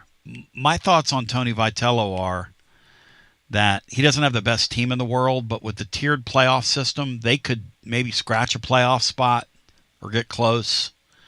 I think the real challenge for him in the spot that he's in coming into this season is going to be navigating invariably that 9-game, you win 1 out of 9 games. It happens to even the best teams in that sport. A wise man once told me in baseball, if you're great, you're going to lose 60 games. If you're great. Most teams are going to lose, what, 70? Teams that get in the playoffs, the lower, like where my Phillies are right now, 92, 93 wins. It's a lot of losing. And Tony's going to have a spell where they win 1 out of 10. And that's when a major league manager has to get his players to pay attention to him. And that's my concern for him, because all it takes is one superstar to look at you and go, hey, you never even played pro ball, man. I mean, I don't know what you got to say to us, but that's my concern for him. I think Tony Vitello is a brilliant reader of people. I think he's highly intelligent. I think he could absolutely do this. I just wonder if the modern ball player will be receptive to him doing it. That's the only question I have. Otherwise, it wouldn't surprise me if he goes out there and does a bang-up job. And here's the thing about Tony. Simply the greatest force of nature I've ever seen up close in sports. Just a force of nature. To think about when he got here, and I've repeated this story many times on the air, I'm not making it up. He invited me down there because he heard that I had an influential show, and I met him down there. And he said, what suggestions do you have for us? And I looked at him and I said, Tony, I don't follow Tennessee baseball. And he looked at me and he said,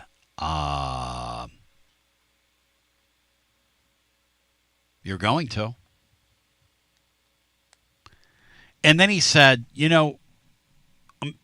he had like this little picnic area, 2 or 3 picnic tables down the line there where the bullpen used to be for the visitors. And Tom Gouffon was down there with us. Roger, Dave Locke was there. I think Goldbrick Joe was there. Might have been the day Goldbrick Joe met Roger. I had a bunch of listeners come out. Tony said, I'm going to give you tickets. I want people in here sampling this. And he said, you know what? He said, if you close your eyes, he said, we're going to fill this place. He said, I can see it. And I went, straight up to him. I said, are you going to do like tractor pulls? You going to have like wrestling in here? Concerts?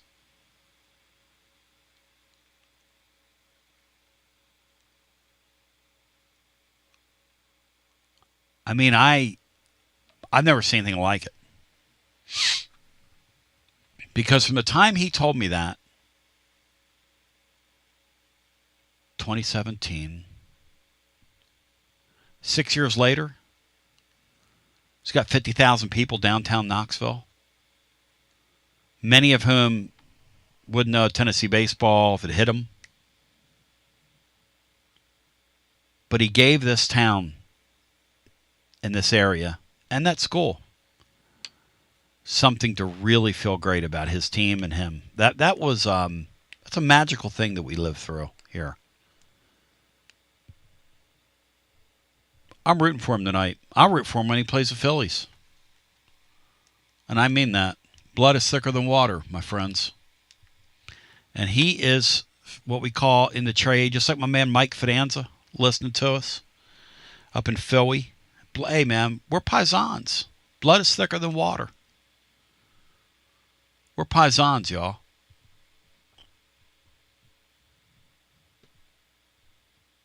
Famiglia. Till we meet again, for all those behind the scenes, I love you. I appreciate you. Peace. And, but yeah, Tony said, do you see it? Do you see it? Close your eyes. You see it? I'm like, see what? Are you out of your mind? And then he tells me, he says, we're going to fill this place. And I'm like, yeah, okay. Really?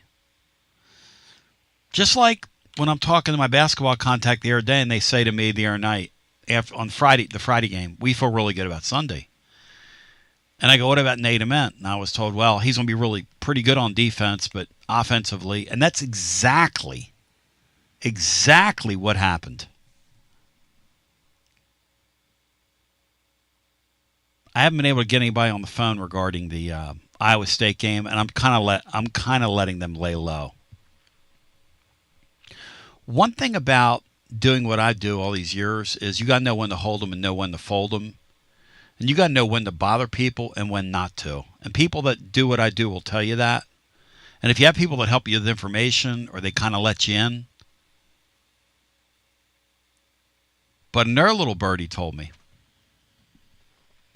about some of the stuff they're doing in the portal, the plans they have. Now, the portal doesn't open until Championship Monday, which I guess is a week from next Monday.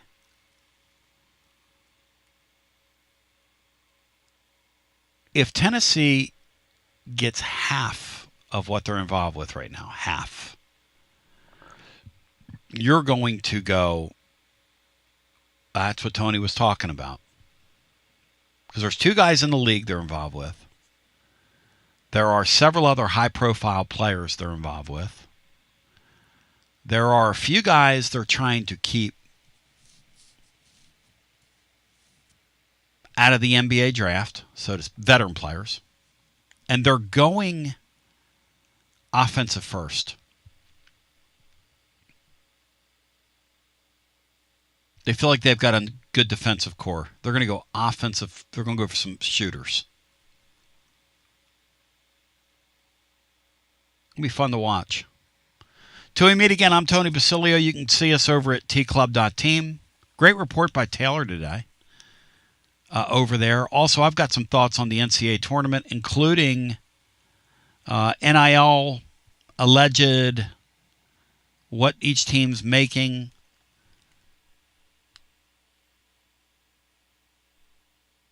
Tomorrow we'll have a full breakdown of this Wichita State bunch and some other thoughts.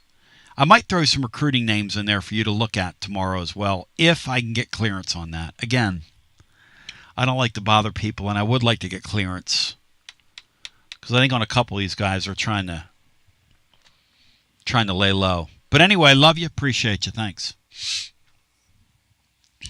All right, let's run today's show back. I saw you and him walking in the rain. All right, let's see here.